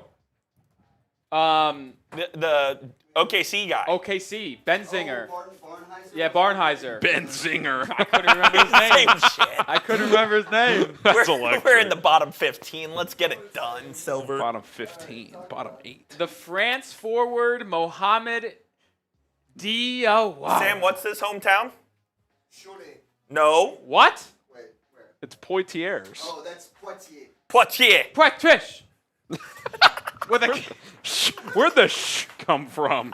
I can't speak other that's good language. We're stuff. delirious. 9 p.m.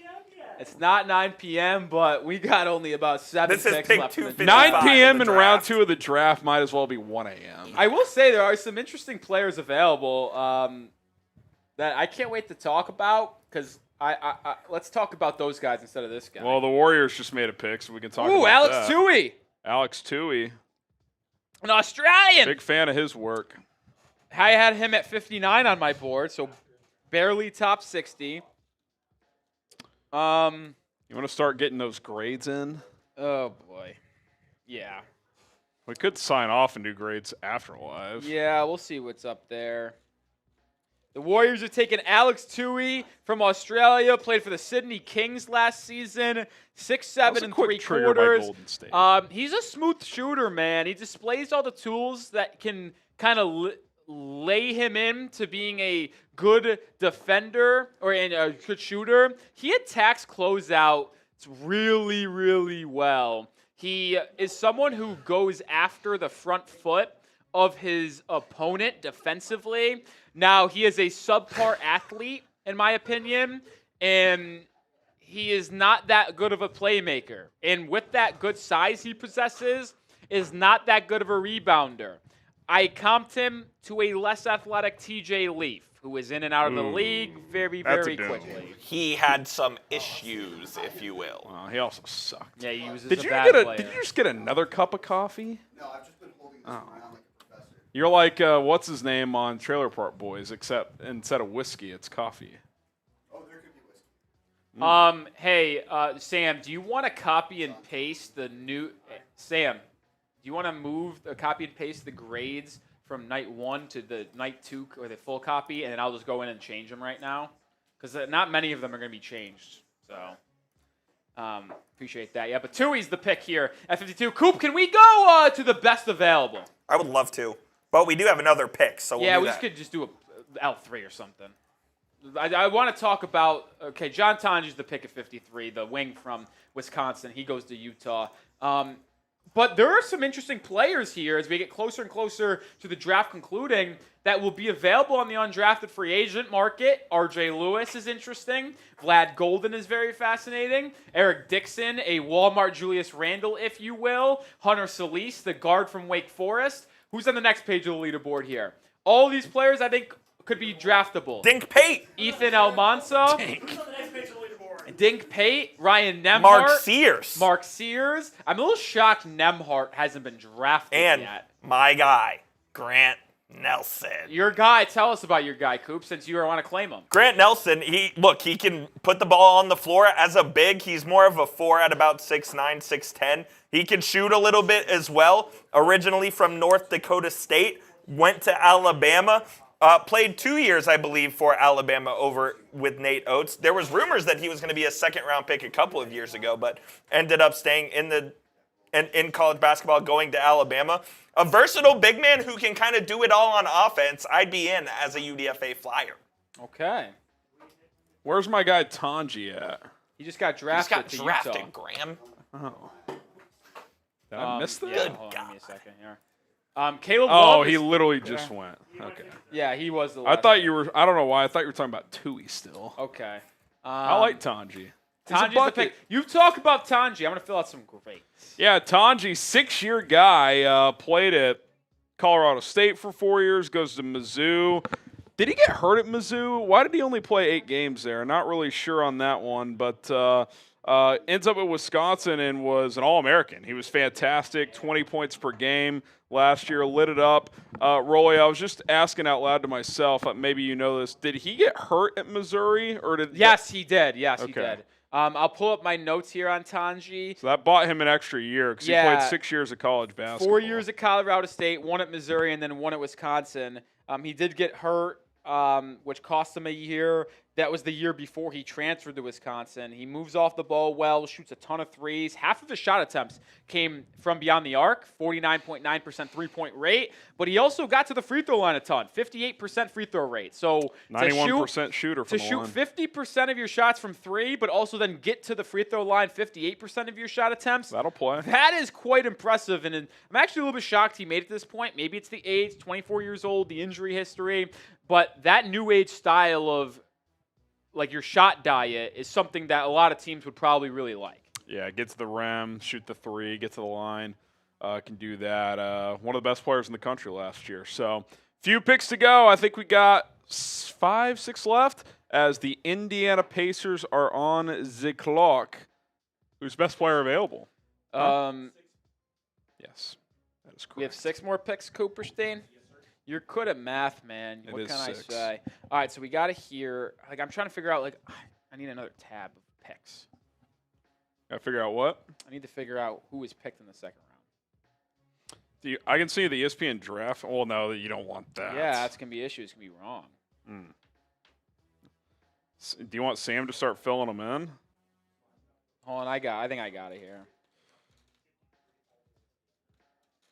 All right, best available player. Who is it? Galaxy says Dink Pate should be gone. Yeah, former 5-star, by the way, Dink Pate. Dink. Let's go.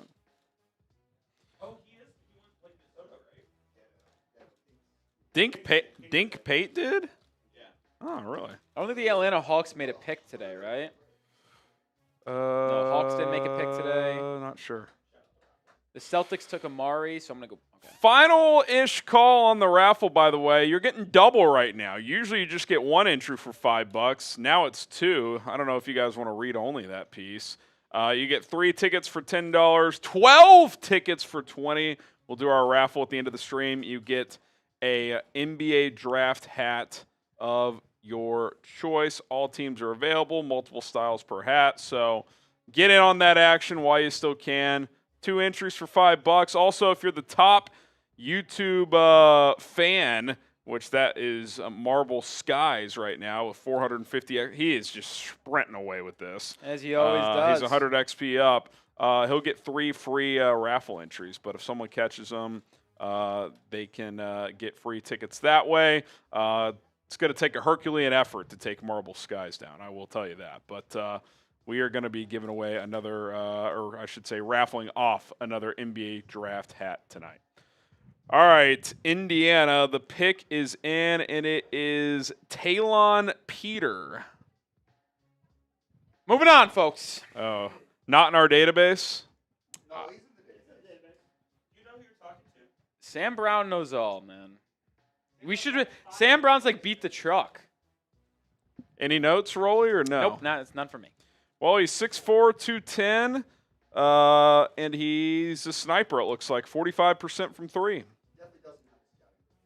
So welcome to, dare I say, who's the guy for the Warriors that's got a bit of a strap, but he kind of stinks? Pods? Yes. That's he looks like Pods, and he shoots 45% from three. That's a hairy comp right there.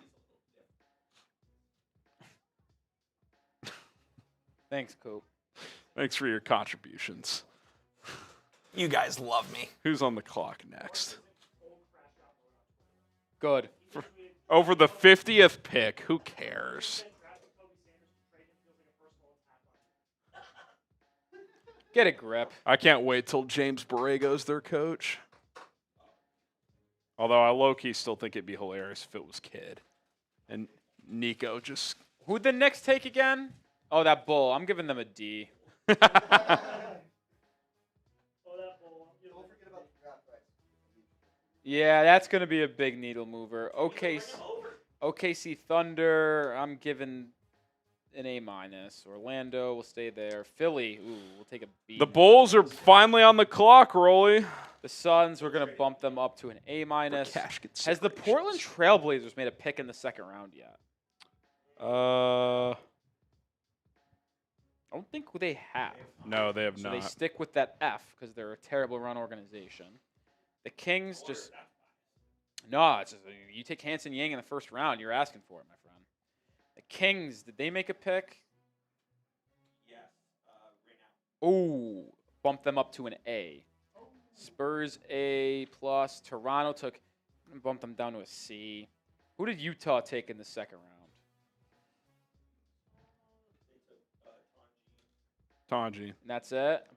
That was good enough to bounce it up to a C plus for me. And then the Wizards. Who did they take in the second round? I don't know who the Wizards took.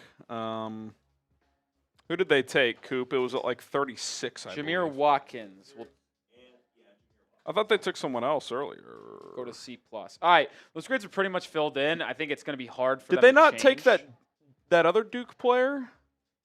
Or am I mixed? Or was No, that that was Brooklyn? Charlotte. Was that Brooklyn? That was Charlotte. Okay. I get all those scrub teams mixed up.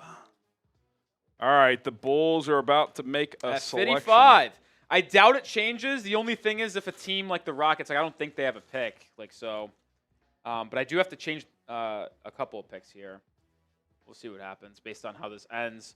55 right now is the Chicago Bulls. See what Seeps gets. So I don't think the Heat are going to trade for a second-round pick tonight if you're watching over there. We'll go to UDFA. I tweet this out. My two UDFA guys for Miami, I would love to see RJ Lewis from St. John's, and I would love to see Ryan Nembhard find their way to Miami Heat uniforms. All right. Ryan Nembhard's a Heat guy. He's very reminiscent Feels like of- he'll get a two-way deal. Yeah, he's very similar to Isaiah Stevens, but that we already have, who could be just brought back on a two-way deal. We'll see. But I would love to add RJ Lewis. We'll see what Andy Ellisberg has cooked up. Yeah, we'll see what happens here. But I'd love to go I'm sure Nembhard. Pat's involved. Wouldn't hate if we went Mark Sears either, to be fair. Wouldn't hate Great. that I one love bit. Mark Sears. Who am I? Tamar Bates from Missouri is fascinating. I wouldn't hate Grant Nelson either, Coop's guy. There's some good players still out there. Like Eric Dixon would be fun. Vlad Golden wouldn't be a bad addition to this developmental part of our roster. God bless. Kadari Richmond, Caleb Love, Max Shulga, Will Richard, Clifford Amore. That's Amore. Shout out Dickie V. The Bulls. Come on, fellas. So we're going to be finishing actually kind of where I thought, to be honest. I projected. We were thinking an hour 45. I projected a. We're right at just under 2 right now. We'll finish at 9:30. Oh, we're about. Yeah. I think, no, it'll be sooner than 9:30. Well, I projected that 9:22. when I was asked by 2:15? someone when do we think we'd be out of here tonight, I said 10:30. I think that is very much in play. I don't think so. If we're before 11, that's a win. Very close. Get a workout in tonight. We'll see. Or whoever. It's the Bulls on the clock. Bulls, at and 55. they're Come on, using. Jackie. Reinsdorf is using every second he can. I'll say this: at this point in the draft, you almost like don't want to get picked. Yeah. Yeah, like you'd rather be an undrafted free agent and pick your destination. So some of these top prospects, like maybe like an RJ Lewis, like some of the guys available may actually try to say, hey, we don't want to get taken. We'll go to undrafted free agency. And then we'll pick our team. Fine. Let's go, Chicago. Let's go. Let's go, Seeps. RJ Davis has not been drafted yet, and I don't Stinks. think he's going to get drafted, folks. He's very inefficient. He'll be a summer league legend, though. Galici says, well, wouldn't you want to get drafted? Because why would you want a 10-day? It is not guaranteed that you get drafted, that you get a standard NBA contract. You can be taken right now and not be on a roster. Yeah, he could flat out not Like- make a team. Yeah, like there's no You're hoping guarantee for a because two-way, This honestly. isn't the NFL. Like you aren't drafted and you have a contract. It's Well, not the case. Well, even in the NFL, like if you're a 7th round pick, you have a better chance of getting cut. Yeah, than- but like those guys get like at least they sign a contract. well, these guys sign. Not really.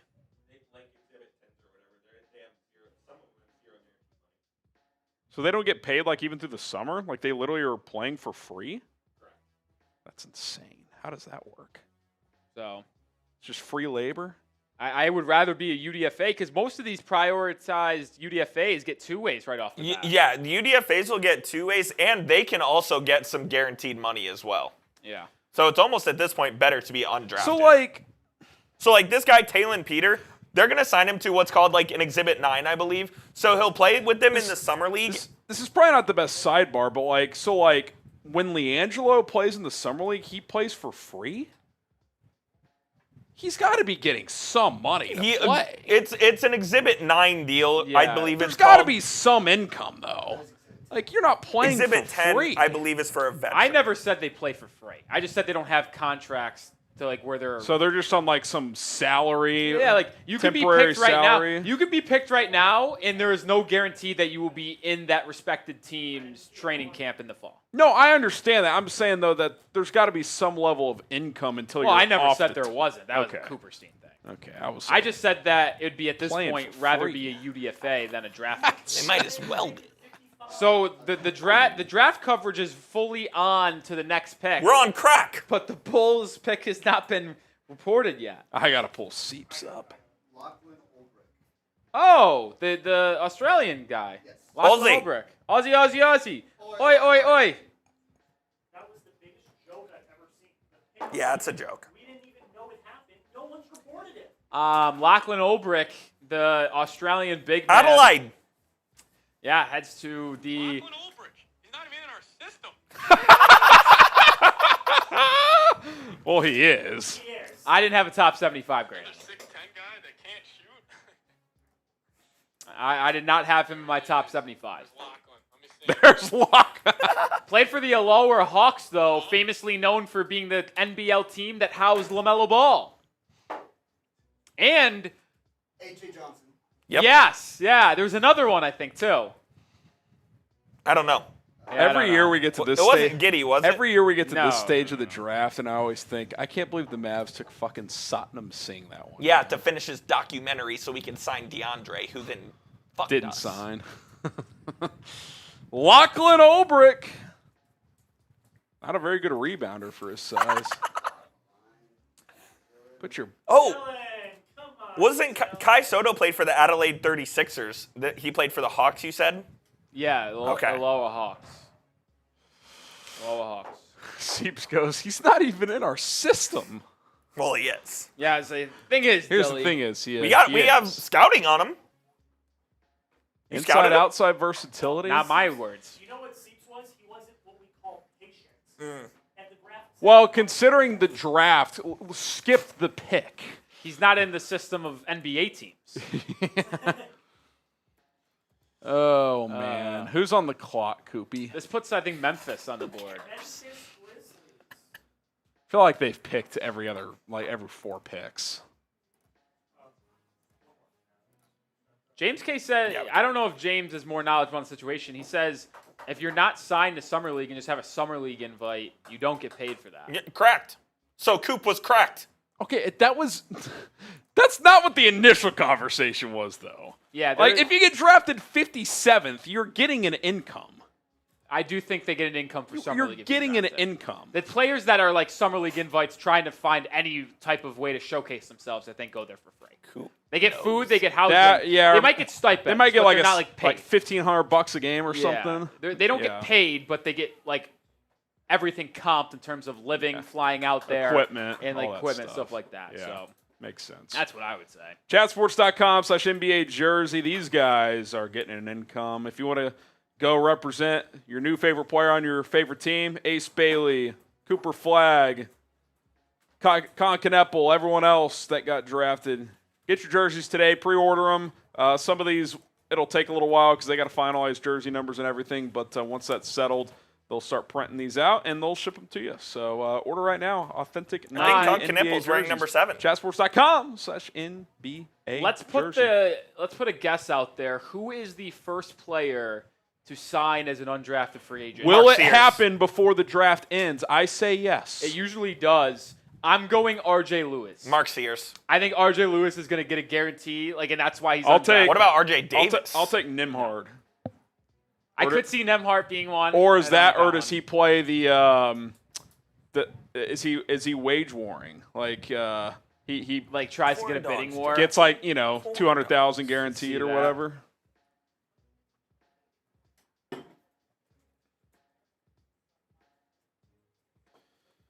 All right, I'm Memphis. sure Windhorse knows a lot about Lachlan Olbrich. We were humming until Olbrich got picked. Yeah, the Bulls fucked this entire thing up. Shocker. Oh, Will Richard, Florida. Oh, Will Richard off the board at 56. So both Gator guards / wings get selected here. 3 draft picks for the Gators. Oh, it's a trade.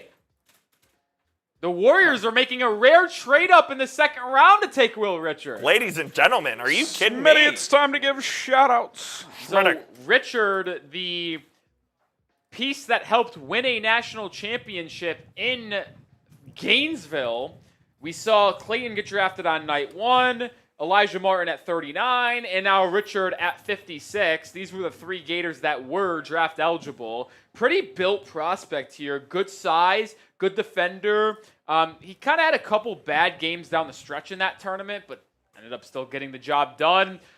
He's a player that I think will actually learn a lot from Jimmy Butler, and I think this is a good learning spot for Richard, who almost, I wouldn't say plays similarly, but like kind of does at the same time as well. Like he is a defensive guy first that can hit some shots. He gets on the glass, uber athletic. So I do like this pick, actually. I do. He was my 70th overall player, so not in my top 60, but at least in my top 75. We've seen about, 4 guys get drafted haven't been in my top 75, so we'll see. We'll see here. But I do like the fit, man. I really do. I really Dog. do. He does anything for the basket. All right. Nothing? Are you serious? No, that was good stuff. Are you kidding? I am furious. Even lose an eye. Unbelievable. I was messaging in Slack, but I heard. Even lose an eye. Not a reaction from the fucking gallery on an I all-time gave you low. I I was gave too you a locked in, reaction. my bad. I gave you it was a delayed reaction, but That's on me. I knew it. Disgusted. Do anything for the basket, even if it means losing an eye. I think it's 14-13. We did get a $5 super chat over on the Heat Report. By the way, the Heat Report's two- going to take down the Chat Sports Channel, 225 right now to 156. That's 2 raffle tickets for. Shout out to Bryce. Next year's draft is loaded and special. Looking forward to it. Wonder who will get the first pick. What's your guys' predictions on that? I feel Phoenix. Nah, if I had to predict, it's probably going to be the Utah Jazz because they're atrocious. They're bad. And all they did is add CTE Ace ball. Bailey and Walter Oh, Clayton Jr. it is Utah because AJ DeBanza is going to go there. That's true. It's going to be another the fix ring is job. in. Absolutely. Oh, how about this pick? At 57, the Celtics go A10. Max Shulga from BCU. Rolly, I gotta pull up Oh, my Smitty. The over cashes. Me and Smitty, we went Do to you an love A10 this? School. Do you love this I don't pick? love the pick. No, I just like the idea that he got drafted. He's from Kiev. Yeah, he's from Ukraine. He played at Utah State, transferred to VCU, did good stuff there. We and Smitty played a game earlier of how many A10 players get drafted. 2025 NBA draft. The Golden State Warriors. Oh, he's doing Warriors. The Warriors right now? That's all right. God, 18. Shulga was Get over yourself, almost Smitty. the A10 player of the year this past season. He did a lot of good things for the Rams. And this is a fun fit. It's a fun fit, man. He defends, he rebounds, he's a combo guard, limited athletically, spotty three-point shooter despite his numbers being good. I thought I saw an inconsistent jumper there. But Shulga's a very fun one, man. That's fun. Somebody's going to enjoy Shulga playing for the Celtics Summer League team. Just mid Warriors cut. Just oh my God, A10. Yeah, that's good stuff. That's good stuff. Good combo guard, though. Really good size, limited athleticism, 2 picks left. really crafty. Like, Shulga's an interesting player. Really, really interesting. RJ Lewis is going to go undrafted. I think he got to prioritize UDFA contract. That might be announced within minutes. I think it is. That's my prediction, is that we played the game. Who's the first UDFA? I'll stick with Nembhard, even though he could play a wager war. I'm going Lewis. I'm going RJ Lewis, the big If East player Nembhard of the gets year. picked, I'll pivot real quick. Last 2 picks here belong to who, Cooperstein? At 58 and 59. Minnesota. Cavs in Minnesota. All right. All right. We've almost made it, folks. Already announced by Jonathan Gavoni that it is a 2-way contract for Shulga with Boston. Oh, I could see Indiana giving a wink-wink deal for Nembhard. Bring him in with his brother. That's Nepo, baby. You just denied it earlier. He's good, though. I had a good 8 1/3 start here. He is good. You left for oh my God. Did you just shatter that laptop?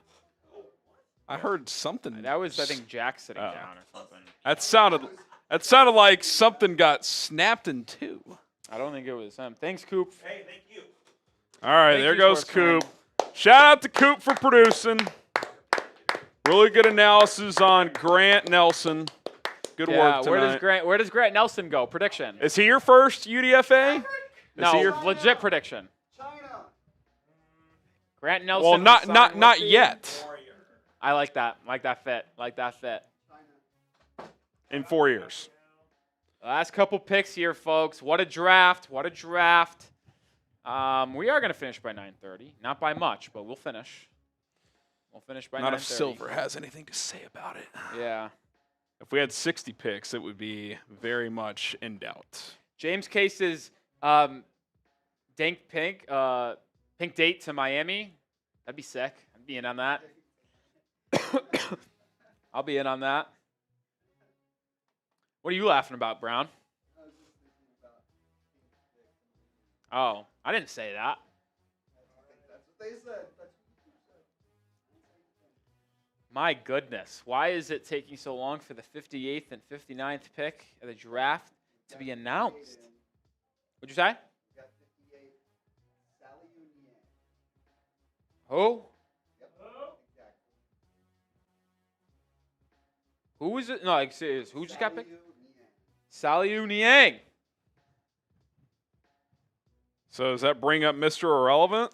Yeah, I don't think that counts for this, though. What do you mean? There's not really a Mr. It's not really a thing. Yeah. Wasn't Isaiah Thomas the last pick one year, or was he 59? I could not tell you. From Senegal International. Good for him. Good for him. Not on your top 60 or Yeah, 75? I can't say he is. Do you have notes? Solid score off the dribble and in transition, apparently. Sam Brown did some scouting. Great frame and athletic profile with good motor. A lot of cliche notes here. Has to get stronger and work on extending his range. It's like during the NCAA tournament, their analysis. Yeah, this team's really athletic. Get out in They transition. rebound really well. They have good length. Prove me wrong. Great motor, great motor on Yeah. They're tenacious. High IQ team. Well coached. All right, final pick after Saliao Niang gets taken here. Who's picking last? This would be the Timberwolves. The Minnesota Timberwolves. We'll see who they go with here, which means we are one step closer to UDFA. The Minnesota Timberwolves. Who will be the last pick? Predict it. I think it's going to be some weird dude because I'll be honest, like you just don't see good prospects. At least let's not say good prospects at this point. Like bigger names be picked here. Like it's usually like they sign in. They're already UDFA. negotiating. So like people that are picked here are like international prospects like Niang. So if I had to make a guess, you know what? I'm going to actually go with someone who played in college.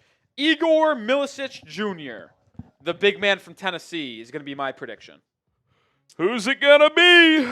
Someone's saying Chucky Hepburn. It wouldn't be bad, actually. The Who guard is from it gonna be? Louisville. Who is it gonna be? Tell you what, Lakers after a month off, back 6,500 views in an hour 15. Hello and good night. Channel's an anomaly. It really is such an odd one, man. Oh man, that's good stuff. Who is the last pick of the draft? This is why you stay live here because there's no sickos. These are the unbelievable. We're on our deathbed. Yeah. I actually am stunned. I got to be honest. Like I love the draft. I would be paying attention, but I don't know how you guys are doing it. Don't forget to stick around for our raffle. Let's do the raffle before you do grades. Oh, absolutely. We'll do the raffle. I'll take off and you can go. Is grades ready to go? Yeah. Let me just. Are you changing anything with these last couple picks? I don't think. I just want to make sure I have NAs covered. The Nuggets didn't make a pick. Rockets didn't make a pick. Those were the two NAs, and nothing in the final 10 picks was going to change anything. So those grades are good. Okay. Because unless the Rockets or Nuggets trade for a pick here. That'd be the only way. Javoni tweeting out the wrong pick number. Unbelievable. Oh, Gavoni. Jonathan. Last chance to get a raffle entry in, folks. Get it in. $5 get you 2 tickets. Still waiting for this final pick to be announced.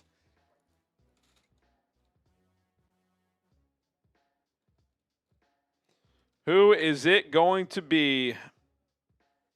The Scotto have one more in them. Bring them in, then. The Minnesota Timberwolves. Don't forget to subscribe.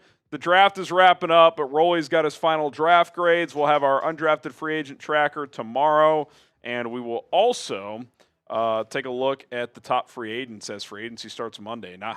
Not much of a break here, folks. So we're going to have you guys covered leading up to Monday and then most of next week as well. So hit that subscribe button, turn on the notifications, and do not forget to subscribe to the channel as we will be heavy basketball mode over the next several days here at Chat Sports. So I'm gonna send that to you we got you covered. Once we appreciate film all it, the love and support that y'all have shown us over the last several days. Picks in.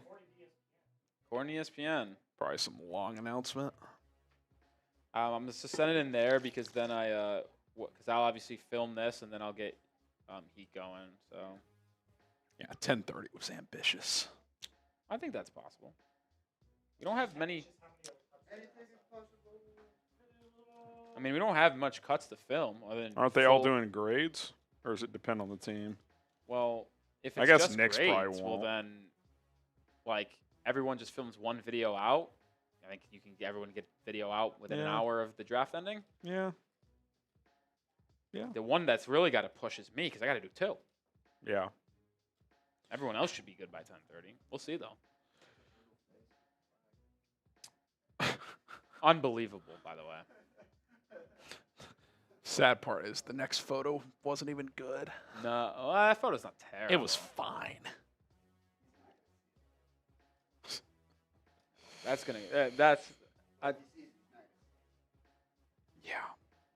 Because I made a heater. You didn't. It's the difference, Sam. All right, final pick.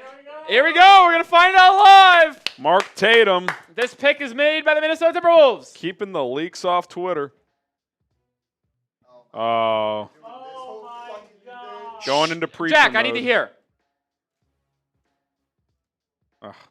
Let's thank the advertisers. I couldn't hear you yelling, though. This thing's loud as hell.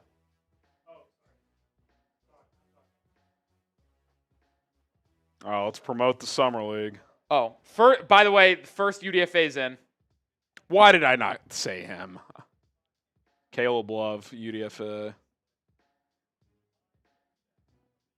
Jemai Meshack, the guard from Tennessee. Good for him, man. You were so close. I knew it was a volunteer. I had sources tell me it was a volunteer. I just didn't know which one. Caleb Love to the Trailblazers. He's the first UDFA. And it's a two-way contract, so immediately gets one of those 3 two-ways. Shame one of our teams didn't get him. That's a juicy UDFA UDFA magnet. Yeah, it's a Summer juicy League one. juice right there.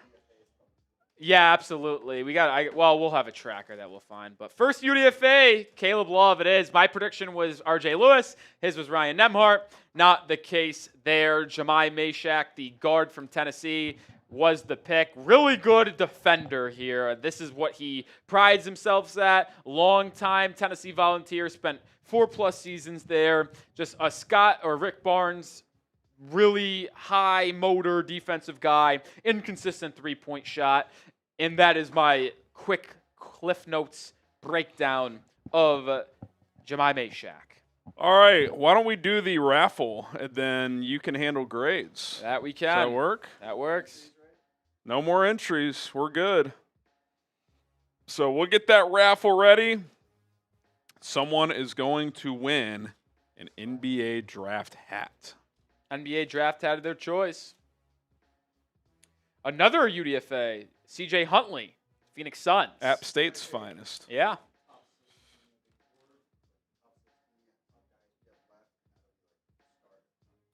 Top UDFA works for me.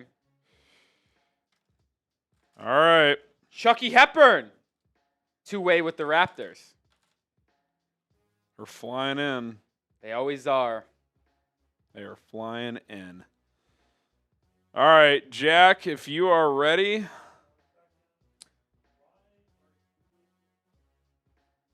That is big, man.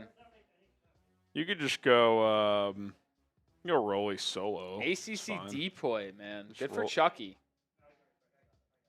Good for Chucky. Good for Chucky. Good for Chucky. Chucky Hepburn. He was the depoy in the ACC. Yes, he was. Really good at point of attack defender. Active hands. Creates a lot of steals. Former Wisconsin Badger. All right. Well, someone is about to win an NBA draft. How many entries we got? 86. 86. Nice. And we're going to find out starting in 3, 2, 1, go! I'd be shocked if our guy Hip Hop Sommelier didn't win. I hope he does. Furious, our guy. 48 seconds left. Furious. He's got the most ducks in there. Eric Dixon to the Lakers. Oh, there's a guy for one of our Two-way team. contract.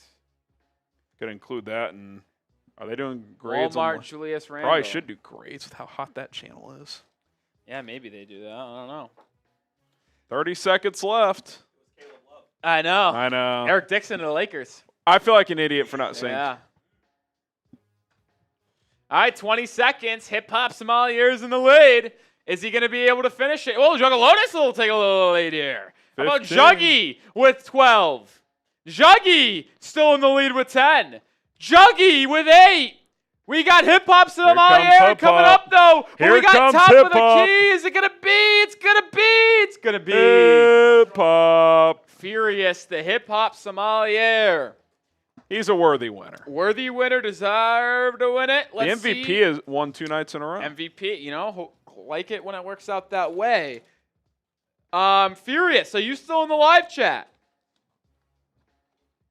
If you add him, his name will pop up if he is. Like, Oh, if you- really? Yeah, if you add him and it starts auto-filling in. It did fill in. Furious. Say Furious. You're the winner.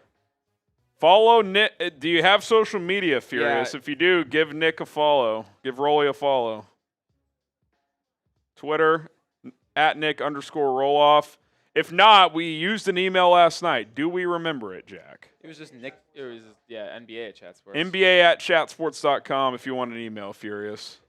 Furious, are you still here? It did autofill, but I haven't That seen him means he comment. at least has it open. I mean, he could be away from his TV or his phone or whatever. Furious, if you come back and see this, follow Rolly on social. Is it the same handle, At Twitter Nick and Instagram? Well, I don't really do Instagram. I read stuff. @Nick_Rohloff on Twitter.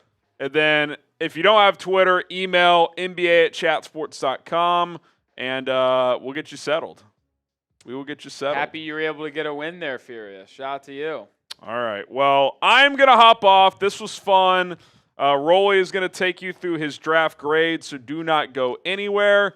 And we'll see you soon. I'm sure I'll be involved in our free agency coverage. So take care, and Rolly's going to hold it down for the next 15, 20 minutes or so. Yeah, it's going to be fun.